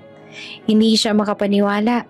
Ang asawa niya, ang taong kasama niya sa halos buong buhay niya, ay handa siyang patayin para sa kapangyarihan. Habang tumitingin sila sa mas maraming dokumento, may isang folder na natagpuan. Mga papeles na nagpapatunay na si Andrea ay hindi pala tunay na anak ni Don Julio. Ang dugo niya ay sa ibang lalaki. Anak sa isang lihim na relasyon ni Doña Celia, maraming taon na ang nakalilipas. Andrea, she's not my... Mukhang ganun na nga ang kaso, Don Julio. Gusto niyo bang i-trace sa amin kung sino ang tunay na ama ni Andrea? Halos mapalahod si Don Julio sa kanyang nalaman. Alam niyang hindi siya ang pinakamabuting ama at hindi niya nabigyan ng paggalinga at pagmamahal na nararapat si Andrea. Buong buhay ni Andrea ay may kakaibang pakiramdam si Don Julio at ngayon ay nakumpirma na ang hinalang ito. Samantala, sa kabilang bahagi naman ng mansyon, si Manuel ay nagtatangkang tumakas. Alam niyang masisira ang lahat ng plano niya kung lalantad ang kanyang mga lihim. Ngunit bago pa siya makalayo, nahuli siya ng mga pulis, hawak sa magkabilang braso. Hindi ka na makakalayo, Manuel. Kakalat ng ebidensya. Wika ng isang pulis. You have the right to remain silent. Anything you say can and will be used against you in a court of law. Napatingin si Don Julio sa pangyayari. Ramdam ang sakit. Ang asawa ng anak niya na matagal niyang tinanggap bilang pamilya ay handang sirain ang lahat para sa sariling interes. Nabigo siya, nadurog ang puso niya. Ngunit alam niya na may hustisya. Papa? Papa, what's happening? Papa, bakit nila inaaresto si Manuel? Papa, are you even listening? Do something! Malakas na hiyaw ni Andrea habang pilit na inilalayo ang kamay ng mga pulis kay Manuel. Papa! Pagtawag niya pa, subalit tila bingi si Don Julio. Nakatitig lamang sa nangyayari. Samantala, habang nagkakagulo sa labas, tahimik naman nakaupo sa file room si Lyra at nakatingin sa isang lumang dokumento na natagpuan sa safe. Ang kanyang mga kamay ay nanginginig habang unti-unti niyang binubuksan ang mga lumang folder. Ang mga mata niya ay lumaki sa bawat detalye. Ang mga papeles ay may mga pangalan na hindi niya kilala, ngunit may kasamang litrato. Ang parehong litrato na nakita niya noon sa library ni Don Julio. Kasama noon ay mga papeles, birth certificate na naglalaman ng pangalan ni Lyra. Hindi pwede. Bulong ni Lyra. Ito bang nanay ko? Ano bang ibig sabihin nito? Lumuhod siya sa sahig. Ramdam ang bigat ng bawat salita at bawat sandali. Sa mga papeles, nakita niya ang katotohanan. Ang kanyang ina ay namatay noong siya ay bata pa. At si Doña Celia naman may ginawang paraan para hindi na siya makabalik sa tunay niyang pamilya. 26 na taon na ang nakalilipas. Nagkaroon ng problema sa relasyon ni Don Julio at Doña Celia. Hindi sinasadyang mahulog ang loob ni Don Julio sa isang mang-aawit sa club na kanyang laging pinupuntahan, si Nanette. Nagkapalagayan ng loob ang dalawa hanggang sa mabuo ang isang sanggol. Andang panagutan ni Don Julio ang bata. Subalit nang malaman ni Doña Celia ang ukol dito, hindi na siya nag-aksaya pa ng panahon. Siniguro niya na hindi magkikita pa si Nanette at Don Julio, pati na ang anak nito. Namatay sa aksidente si Nanette, na sa katunayan ay pinag-utos si Doña Celia. Buong akala noon ni Don Julio ay nagpakalayo-layo na si Nanette kasama ang kanilang anak. Ang sanggol ay napunta sa isang matanda na siyang kinilalang lola ni Lyra. Makalipas ang mahabang panahon, ang batang si Lyra ay lumaki at naging kasambahay ni Don Julio. Hindi alam ni Doña Celia na si Lyra ang batang nais din niyang ipatapon noon. Siyang dahilan? Bulong ni Lyra, halos umiiyak. Siyang dahilan kung bakit hindi ko nakilala ang tunay kong pamilya. At akong ipaparatang niyang may kasalanan. Lumabas si Lyra at bago pa man siya makalayo, nakita niya si Don Julio sa kanyang harapan. Mukhang alam na rin ni Don Julio ang totoo. Maluha-luhang lumapit si Lyra at yumakap sa matanda. Lumipas ang ilang araw, sa ospital dumating ang hindi inaasahan. Si Doña Celia ay dahan-dahang bumuka sa mga mata. Ngunit sa sandaling iyon, napansin niya ang kamay niya. Nakaposas. Ang kabatakot ay halata sa kanyang mukha. Ano to? Bumulong siya at nanginginig. Anong ginagawa niyo sa akin? Tumayo si Don Julio. Tahimik ngunit matatag. Ang mga mata niya ay puno ng galit, sakit at pagkadismaya. Celia, wika niya na malamig ngunit malinaw. Ito ang resulta ng lahat ng ginawa mo. Ang lahat ng kasalanan mo ay may kaparusahan. Hindi mo na mapipigilan ang katotohanan. Ngunit bago siya makapagsalita ng higit pa, tumingin si Lyra. Ang mga mata niya ay puno ng luha at takot. Kasalanan mo lahat ng to, sigaw ni Doña Celia. Parang sumabog ang galit sa katawan niya. Anak ka ng kabit ng asawa ko. Ikaw, Lyra. Ngunit tumayo si Don Julio sa pagitan nila. Huwag mo siyang sisisihin, Celia. Hindi siyang may kasalanan. Alam kong hindi siya ganong uri ng tao. Si Lyra ay parang biglang bumagsak sa sahig. Luha ang bumabalot sa mga mata. Ang bigat ng katotohanan ay tila bumagsak sa puso niya. Papa, hindi ko po alam. Tumayo si Don Julio. Dahan-dahang hinawakan ang balikat niya. Lyra, Maaari ba kitang tawaging anak ko? Napatingin si Lira at ang mga mata niya ay basang-basa na sa luha. Ang bawat salita ay bumalot sa puso niya. Para bang natagpuan niya ang nawawalang bahagi ng sarili. Papa, oo, opo. Sagot niya na halos sumisigaw sa emosyon. Papa. Humagod si Don Julio. Nanginginig sa dami ng emosyon. Hinawakan niyang mukha ni Lira at hinayaan na lang ang luha nilang dalawa na dumaloy. Para bang sa unang pagkakataon, natagpuan niya ang kanyang anak. Ang tunay niyang anak. Sa kabilang sulok nakamasid naman si Joaquin. Tahimik ngunit nakangiti. Alam niya ngayon, nagbukas ang isang bagong kabanata. Ang katotohanan ay lumitaw at kahit na masakit, ang hustisya at pag-ibig ay nariyan sa huli. Si Doña Celia naman nasa tabi ng ospital, nangingit-ngit, naggulat at walang magawa. Ang mga anak nila na nasa ibang bansa hindi niya na maapektuhan. Dinisoon na siya ni Don Julio. Wala na siyang kapangyarihan. Wala na ang impluwensya. Si Lira sa wakas ay natagpuan ng kanyang ama, si Don Julio. Sa wakas natagpuan ang anak na matagal niya nang hinihintay. Sa kanilang yakap, tahimik na dumaloy ang luha. Ngunit sa puso nila may pag-asa, may pagmamahal at may bagong simula. Ang Alcaraz Mansion ay tahimik matapos ang kaguluhan sa ospital. Si Doña Celia ay nasa kulungan, hawak ng mga pulis. Si Manuel ay nakapiit na rin sa isang silid, walang magawa sa mga pangyayari. Ang katahimikan ay hindi kapayapaan. Ang bawat sulok ay puno ng tensyon at emosyon. Ngunit sa loob ng mansyon may mas mahalagang pangyayari, ang muling pagkakaisa ng pamilya. Sa kanyang opisina nakatayo si Andrea. Hawak ang isang maleta. Halata sa mata ang sama ng loob at kalungkutan. Ang galit ay nakasulat sa kanyang mukha. Ngunit ramdam din ang kawalang katiyakan. Papa, aalis na po ako. Wika niyang mahina at may halong luha. Hindi ko po kaya ang lahat ng nangyari. Hindi ko po alam kung paano ko matatanggap lahat ng to. Tahimik si Don Julio. Malalim ang buntong hininga niya at halata ang bigat ng damdamin. Dahan-dahang lumapit siya. Hawak ang balikat ni Andrea. Andrea anak, hindi ka ako naging mabuting ama sa'yo. Wika niya na may luha sa mata. Ngunit kahit hindi tayo magkaugnay sa dugo, anak pa rin kita at anak kita sa puso ko. Napatingin si Andrea. Hindi siya makapaniwala. Ang mga salita ay tumago sa puso niya. Matagal niya nang iniisip na wala siyang lugar sa pamilya, na siya lamang ang pasanin ng yaman at galit ng ina. Papa, bulong niya na halos umiiyak. Hindi ko alam kung anong sasabihin.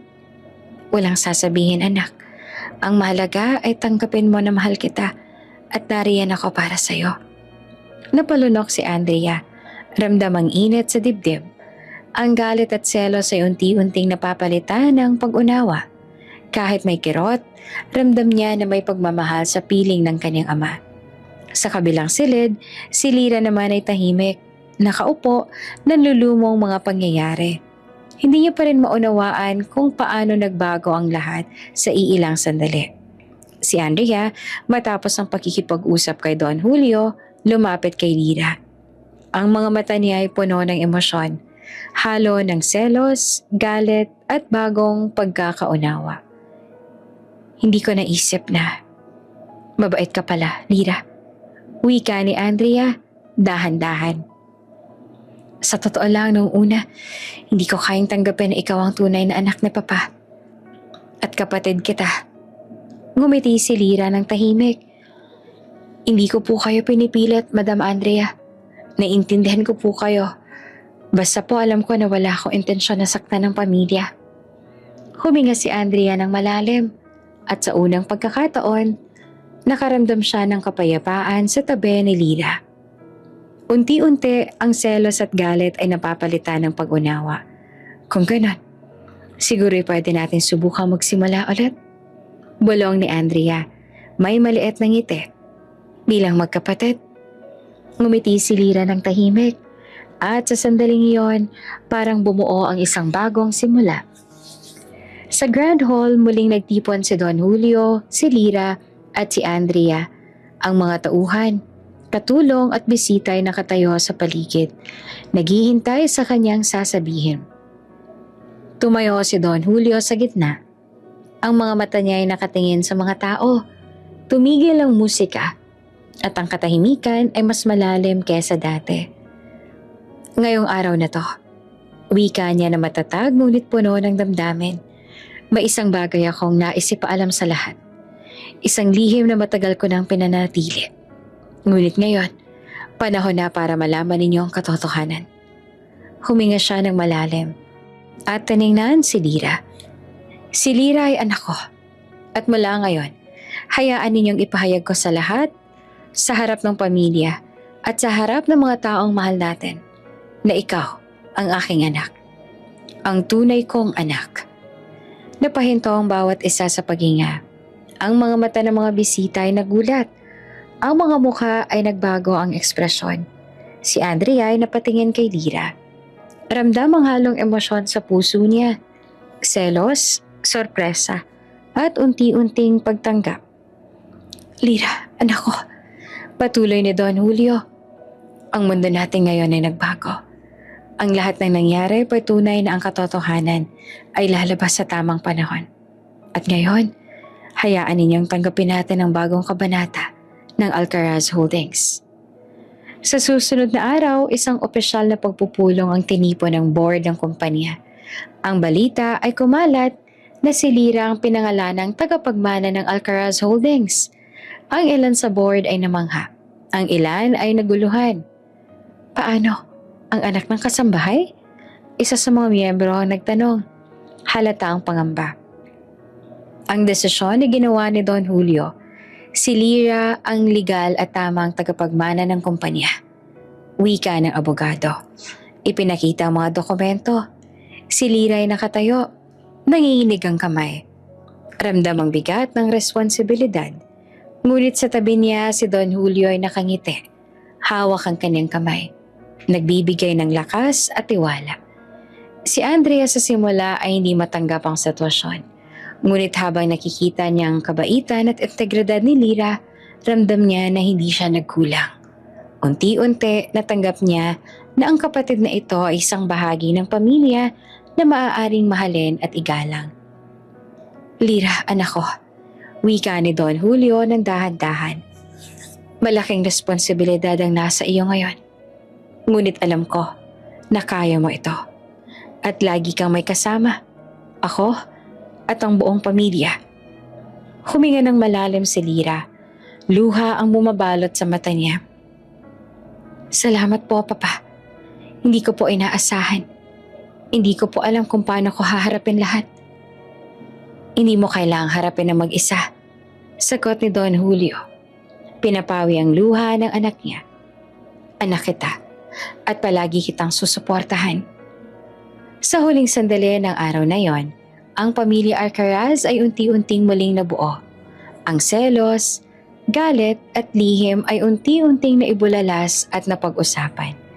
Ang pagkilala kay Lyra bilang anak ni Don Julio ay nagbigay ng bagong simula.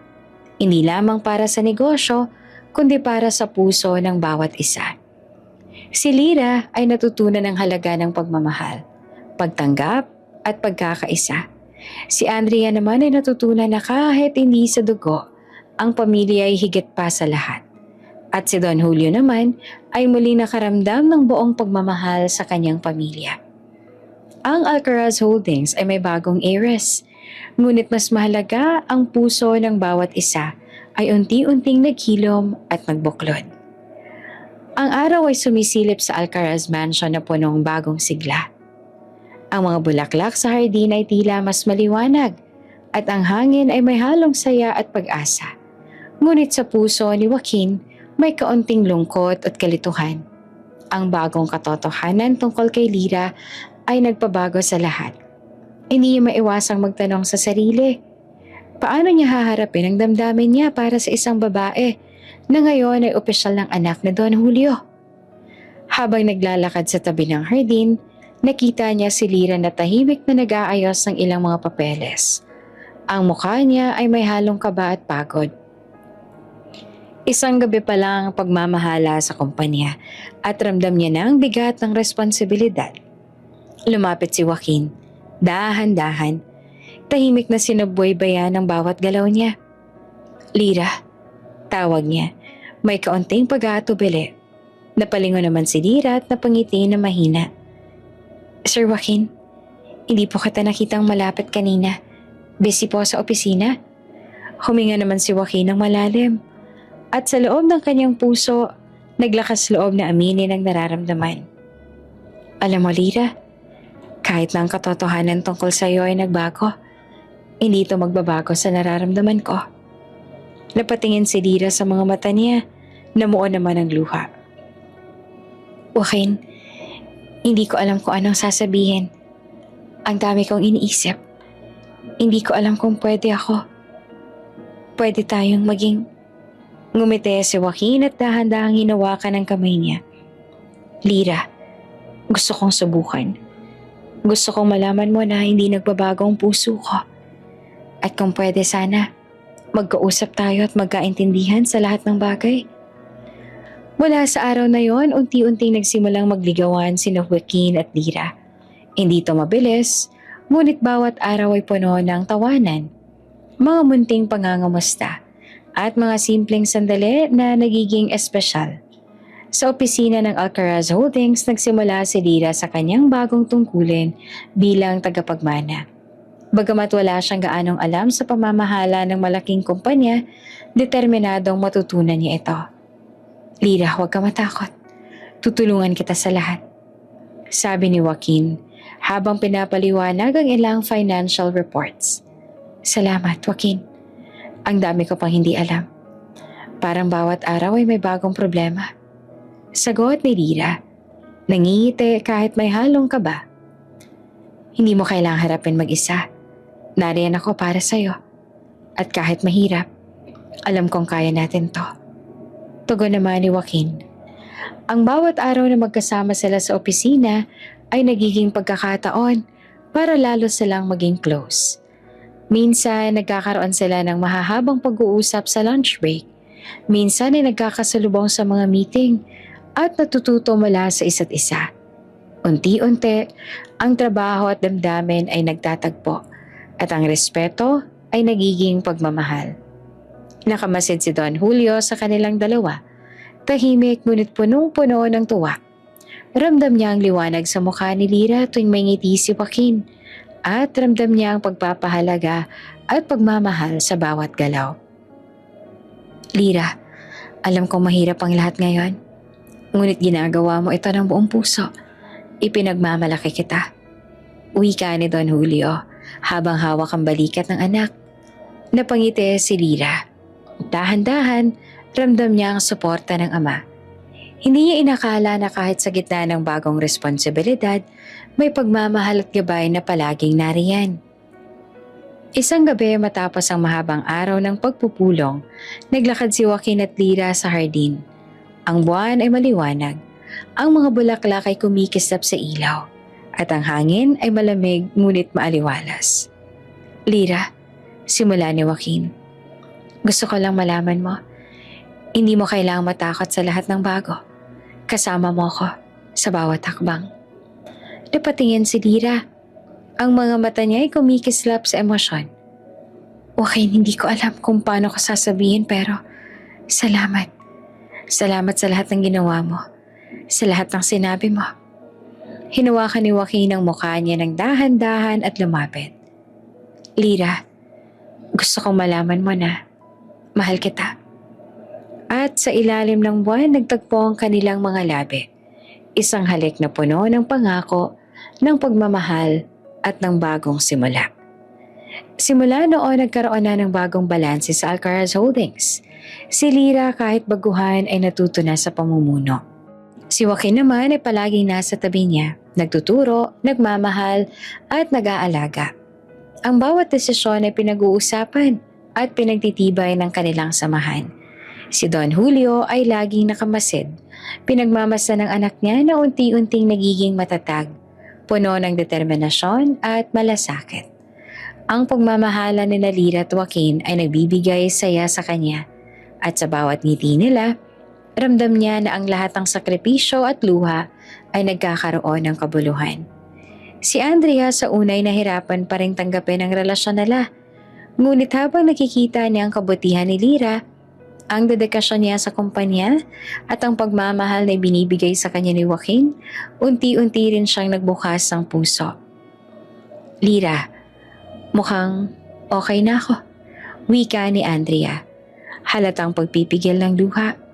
Hindi ko man lubos maintindihan. Nakikita ko namang mabait ka. At nakikita ko rin na mahal ka ng papa. Kaya okay na ako sa lahat ng nangyayari. Napangiti si Lyra.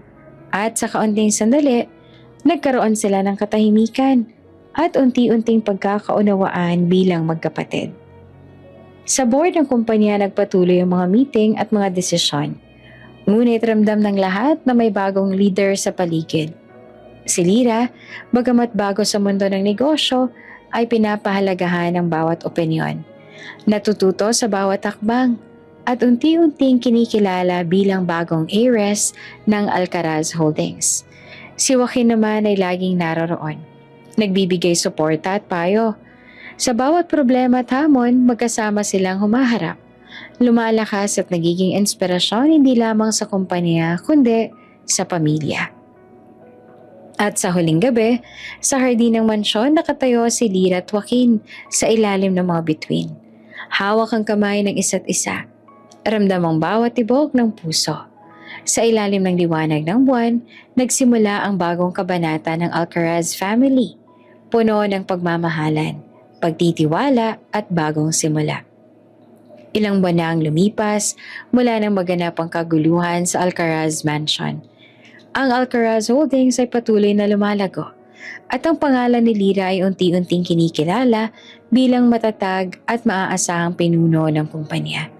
Sa opisina, masigasig siyang nakikipagpulong sa mga board members. Kahit na dati walang karanasan sa pamamahala, ngayon ay ramdam ang kanyang kumpiyansa. Ang bawat desisyon ay pinag-iisipan ng mabuti at ramdam ang respeto ng bawat isa sa kanya. Ngunit sa kabila ng lahat, may bahagi sa puso niya na nananatiling mapagkumbaba. Isang hapon, matapos ang mahaba at pagod na pagpupulong, nagpasya siyang bumalik sa lumang servants' quarters, kung saan siya lumaki bilang kasambahay bago pa nalaman ang kanyang tunay na pagkatao. Lumakad siya sa lumang daan. Ang bawat takbang ay puno ng alaala. Nakita niya ang lumang kahoy sa pintuan, ang bakuran kung saan siya naglalaro noong bata pa, at ang mga punong-puno ng pangarap na walang kamuwang-muwang na lumago. Umupo siya sa isang lumang upuan, huminga ng malalim, at napansin ang mga luha sa mata niya. Ang dami ko pong natutunan, bulong niya sa sarili. Ang dami ko pong pinagdaanan at pinagsikapan. At sa wakas, narito ako. Isang bagong buhay. Dahil alam na Don Julio ang pinagmumula ng damdamin ni Lyra, dahan-dahan siyang lumapit. Ang mga mata niya ay puno ng pagmamahal at karunungan. Halatang ramdam ang bawat sandali ng anak niya. Anak, simula niya, hawak ang balikat ni Lyra. Ang tunay na yaman ay hindi nasusukat sa pera o ari-arian. Napatingin si Lyra, ramdam ang bigat at init ng bawat salita. Ang tunay na yaman, patuloy pa ni Don Julio, ay ang mga taong nagmamahal sa'yo. Ang pamilya na nagtatanggol sa'yo. Ang mga kaibigan at kasama sa buhay na nagmamahal ng tapat. Napangiti si Lyra, ramdam ang katotohanan sa bawat salita. Salamat po, Papa. Hindi ko po alam kung paano ko ipapakita ang pasasalamat ko sa lahat ng ginawa ninyo. Hindi mo kailangang ipakita, anak. Ang mahalaga ay nararamdaman mo at naibabalik mo ang pagmamahal sa kanila. Sagot ni Don Julio. Mata pa rin ay punong-puno ng damdamin. Isang hapon, habang nag-uusap sila, lumapit si Joaquin. Tahimik, ngunit ramdam ang init ng damdamin niya para kay Lyra. Dahan-dahan niyang hinawakan ang kamay ng babae. Ang mata niya ay puno ng ngiti. Lyra, wika niya na tahimik at puno ng pangako. Ang bawat takbang na ginawa mo ay kahanga-hanga. At sa bawat sandali, nariyan ako sa tabi mo. Hindi mo kailangang harapin ang lahat ng mag-isa. Napatingin si Lyra. At sa mata ni Joaquin, nakita niyang hinaharap na puno ng pagmamahalan at pagkakaunawaan. Ang kanyang puso ay napuno ng saya at seguridad. Salamat, Joaquin, sagot ni Lyra. Ang luha ay pumabalot sa mata niya. Sa lahat ng nagawa mo at sa pagmamahal mo sa akin, ramdam ko po. Dahan-dahan niyakap siya ni Joaquin, mahigpit at puno ng init.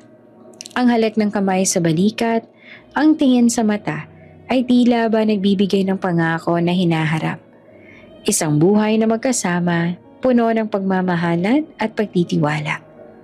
Pagkatapos ng mahabang yakap, lumayo sila ng kaunti at sabay na tumingin sa malawak na hardin ng mansyon. Ang araw ay nagsisimulang lumubog.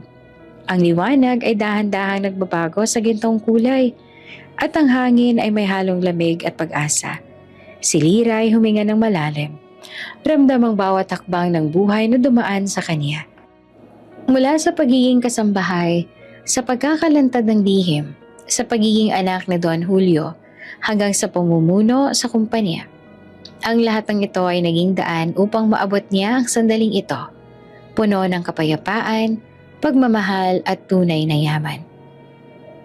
Papa, bulong ni Lyra kay Don Julio, halatang umiiyak sa kaligayahan. Sobrang saya ko po. Napakasaya ko po. Para po akong lumulutang sa ere. Hindi po ako makapaniwala sa mga nangyayari pero promise po, pagbubutihin ko ang trabahong binigay ninyo sa akin. Maraming salamat po. Napangiti si Don Julio. Halos maluha rin sa damdamin. Oo, anak ko. Ako rin. Sobrang saya ko. At palagi lang ako narito para sa iyo, anak ko. Ilang dekada man ang nawala sa atin. Sisiguraduhin ko na hanggang sa natitirang sandali ng buhay ko, narito ako para sa iyo. Si Joaquin hawak pa rin ang kamay ni Lyra ay ngumiti ng tahimik. Alam na sa wakas, ang kanyang pagmamahal ay natagpuan ng tamang lugar. Sa puso ni Lyra, sa tabi niya at sa harap ng kanilang bagong pamilya. Ang gabi natapos sa tahimik ngunit masayang kapaligiran. Ang Alcaraz Mansion na dati puno ng lihim, galit at pagtataksil ay unti-unting nagbago sa isang tahanan na puno ng pagmamahalan, pagkakaisa at bagong simula. Sa ilalim ng mga bituin nagmasid si Lyra, si Joaquin at si Don Julio. Ramdam ang bawat tibok ng puso ng isa't isa. Alam na ang hinaharap ay puno ng pag-ibig, pamilya at tunay na yaman na hindi nasusukat sa pera kundi sa damdamin at pagkakaunawaan. Ang araw ay sumisilip sa Alcaraz Mansion na muling puno ng kasiyahan. Ngunit sa ibang dahilan ngayon, isang napakahalagang araw. Ang hardin ay pinuno ng mga bulaklak, puting tela at maliwanag na dekorasyon na bumabalot sa bawat sulok. Ito ang araw ng kasal na Lyra at Joaquin. Ang mga bisita ay nakasuot ng magagarang damit. Ang hangin ay may halong bango ng rosas at hasmin. Ang mga huni ng mga ibon ay tila sumasabay sa musika ng harana. Ang bawat isa ay ramdamang espesyal na sandali.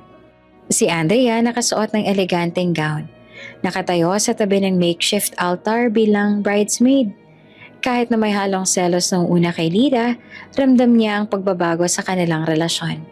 Sa mata niya, nakikita niya ang tunay na kabutihan ng kapatid. Lyra, ang ganda mo, wika ni Andrea, may ngiting puno ng pagmamahal at pagtanggap. Sana maging masaya ka sa bagong yugto ng buhay mo. Napangiti si Lyra, may luha sa mata. Andrea, salamat. Talaga ba? Alam mo, sobrang saya ko na nandyan ka bilang kapatid ko ngayon. Of course, Lyra. Kapatid kaya kita at mahal kita. Tugon ni Andrea. Dahan-dahang hinawakan ang kamay niya. Ang mga bisita ay napangiti. Ramdam ang init ng pamilya na nagbubuklod at naghilom sa nakaraan. Tumayo si Joaquin sa harap ng altar. Sa mata niya nakatingin kay Lyra. Ang bawat sandali ay puno ng pag-asa at pagmamahal. Lyra, wika niya na mahina ngunit matatag ang tinig. Mula sa unang araw na nakilala kita, alam kong espesyal ka. Ngayon, pinapangako ko sa'yo na mamahalin kita sa lahat ng oras.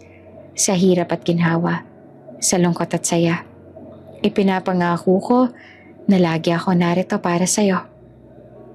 Napaluha si Lyra. Nanginginig ang mga kamay. Joaquin, mula sa araw na nakilala kita, ramdam ko rin ang pagmamahal mo. Ngayon, pinapangako ko sa'yo na mamahalin kita ng buong puso ko sa lahat ng panahon. At salamat sa lahat ng suporta at pangunawa mo. Nagpalitan sila ng singsing at sa sandaling iyon, halos huminto ang oras. Ang halik ng kanilang mga labi ay puno ng pangako at pagmamahalan. Ang mga bisita ay napahinto, namamangha sa dalisay na emosyon na nagmumula sa kanilang dalawa.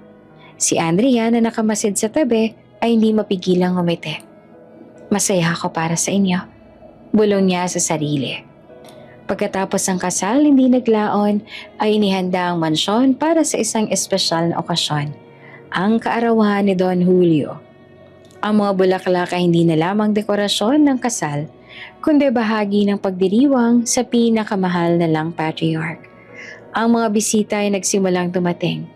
Ang musika ng orkestra ay tumutugtog at ang bawat isa ay naghahanda para sa isang gabi ng saya, alaala at pag-ibig. Si Lyra at Joaquin ngayon ay mag-asawa na. Sabay na naglakad sa entablado, hawak kamay nila. Ang mga mata nila ay nakatingin sa Don Julio, ang ama ni Lyra at ang mentor at inspirasyon ni Joaquin. Papa, wika ni Lyra, may ngiting halong may luha sa mata. Ito po ang regalo namin para sa'yo. Gusto naming sabihin sa'yo na magkakaapo ka na. Napangiti si Don Julio, halatang napuno ng emosyon. Ang kanyang mga mata ay kumikislap sa kaligayahan. Salamat anak ko. Ito na ang pinakamasarang regalo na natanggap ko sa aking kaarawan. Ang pamilya ko, nagbuklod at nagpatibay. Salamat sa inyo.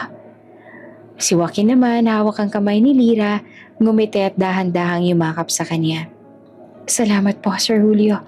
Salamat sa lahat ng gabay at pagmamahal. Si Andrea ay nakamasid sa tabi, napangiti rin. Ramdam niya ang bagong simula, ang pagkakaayos ng pamilya at ang tunay na halaga ng pagmamahalan sa bawat isa. Ang entablado ay puno ng saya, halakhak at luha ng kaligayahan. Ang gabi isang patunay na sa kabila ng lahat ng lihim, galit at pagkakanulo, may pagkakataon para sa pagkakaisa at pag-ibig. Si Don Julio na nakaupo sa gitna, ramdam ang lahat ng ito sa kanyang puso.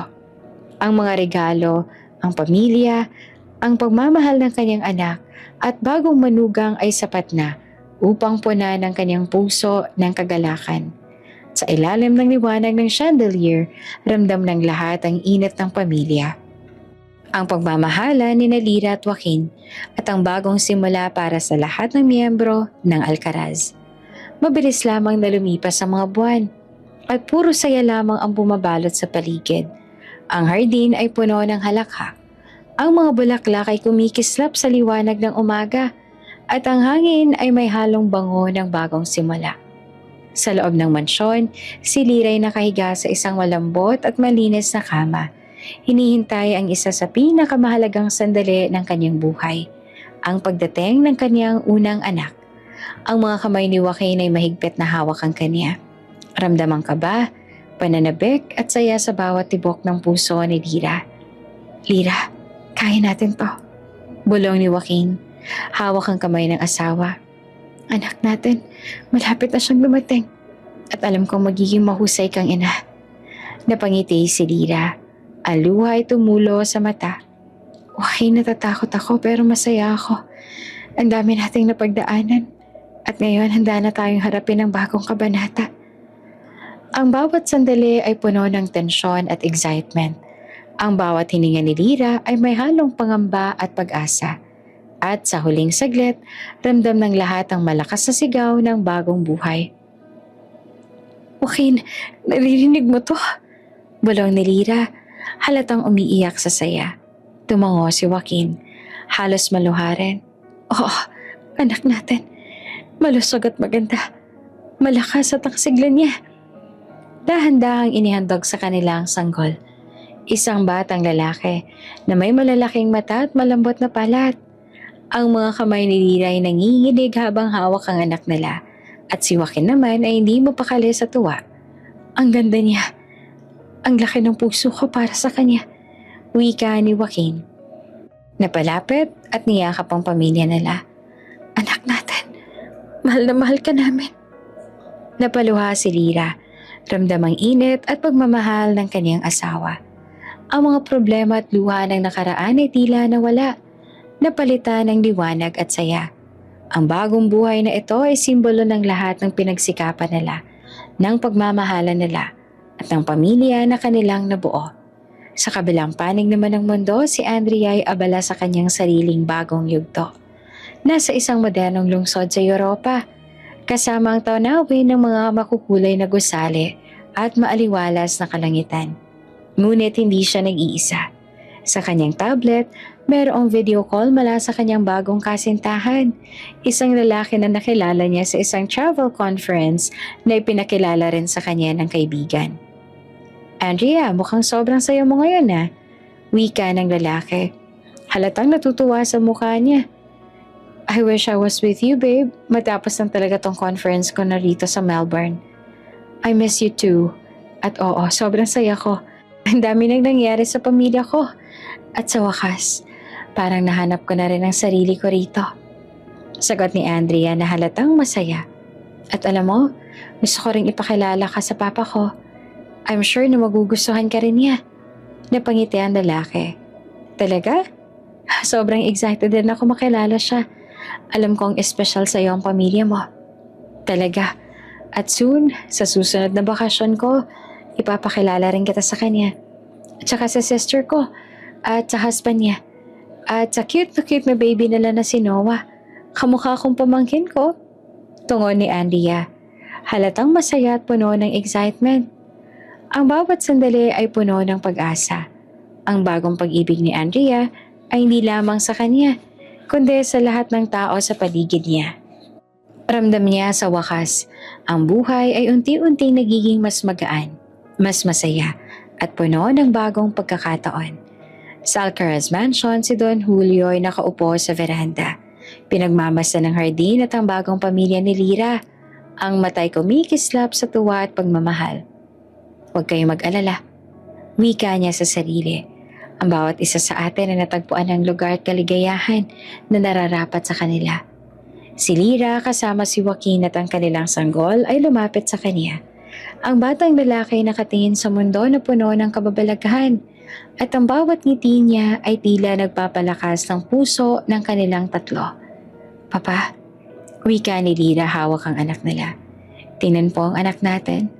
Siya na po ang susunod na henerasyon ng Alcaraz family. Napangiti si Don Julio. Ramdam ang init sa puso niya. Sila ang tunay na yaman ko. Ang pagmamahal ng pamilya ko. At ang bawat ngiti at halakak nila. Si Joaquin ay umiti. Dahan-dahang niyakap si Lira at ang sanggol. Salamat, Don Julio. Sa lahat. At sa tiwala mo sa amin. Pangako, aalagaan namin ang bawat isa. Alam kong aalagaan ninyo. Sagot ni Don Julio. May halong tuwa at emosyon. At masaya akong makita kayong lahat na nagkakasama. Puno ng pagmamahalan at saya. Ang araw ay unti-unting lumubog.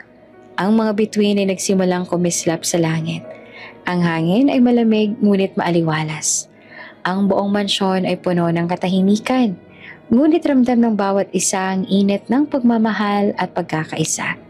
Si Lira hawak ang sanggol sa bisig ay nakatingin sa mga bituin. Ito na ang simula ng bagong buhay natin, Joaquin. Bulong niya. Ang daming nangyari, dami natin pinagdaanan. Pero ngayon andito na tayo. Masaya, buo at puno ng pagmamahal. Huwag kang mag-aalala, tugon ni Joaquin. Magkasama tayo sa lahat ng bagay. At ang pamilya natin, kahit sa nakaraan ay may lihim at problema, ito rin ang nagbuklod sa atin sa huli. At wala na akong mahihiling pa. Mahal na mahal ko kayo ni Noah. Sa ilalim ng mga bituin, liwanag ng buwan, ang Alcaraz Mansion ay tahimik ngunit puno ng kaligayahan. Ang bawat ngiti, yakap at halakak ay patunay ng bagong kabanata. Isang buhay na puno ng pagmamahal, pagkakaunawaan at tunay na saya. At sa wakas, lahat ng luha, takot at pangamba ay napalitan ng kagalakan. Ang bagong buhay ni Lyra, Joaquin at ang kanilang sanggol ay simula ng isang pamilya na hindi lamang mayaman sa pera, kundi yaman sa puso at pagmamahalan. Bago ka pa lang sa channel neto, ibang kwento ni Ate Jane, istorya mo, ikwento ko. Huwag kalimutang pindutin ang notification bell at subscribe button.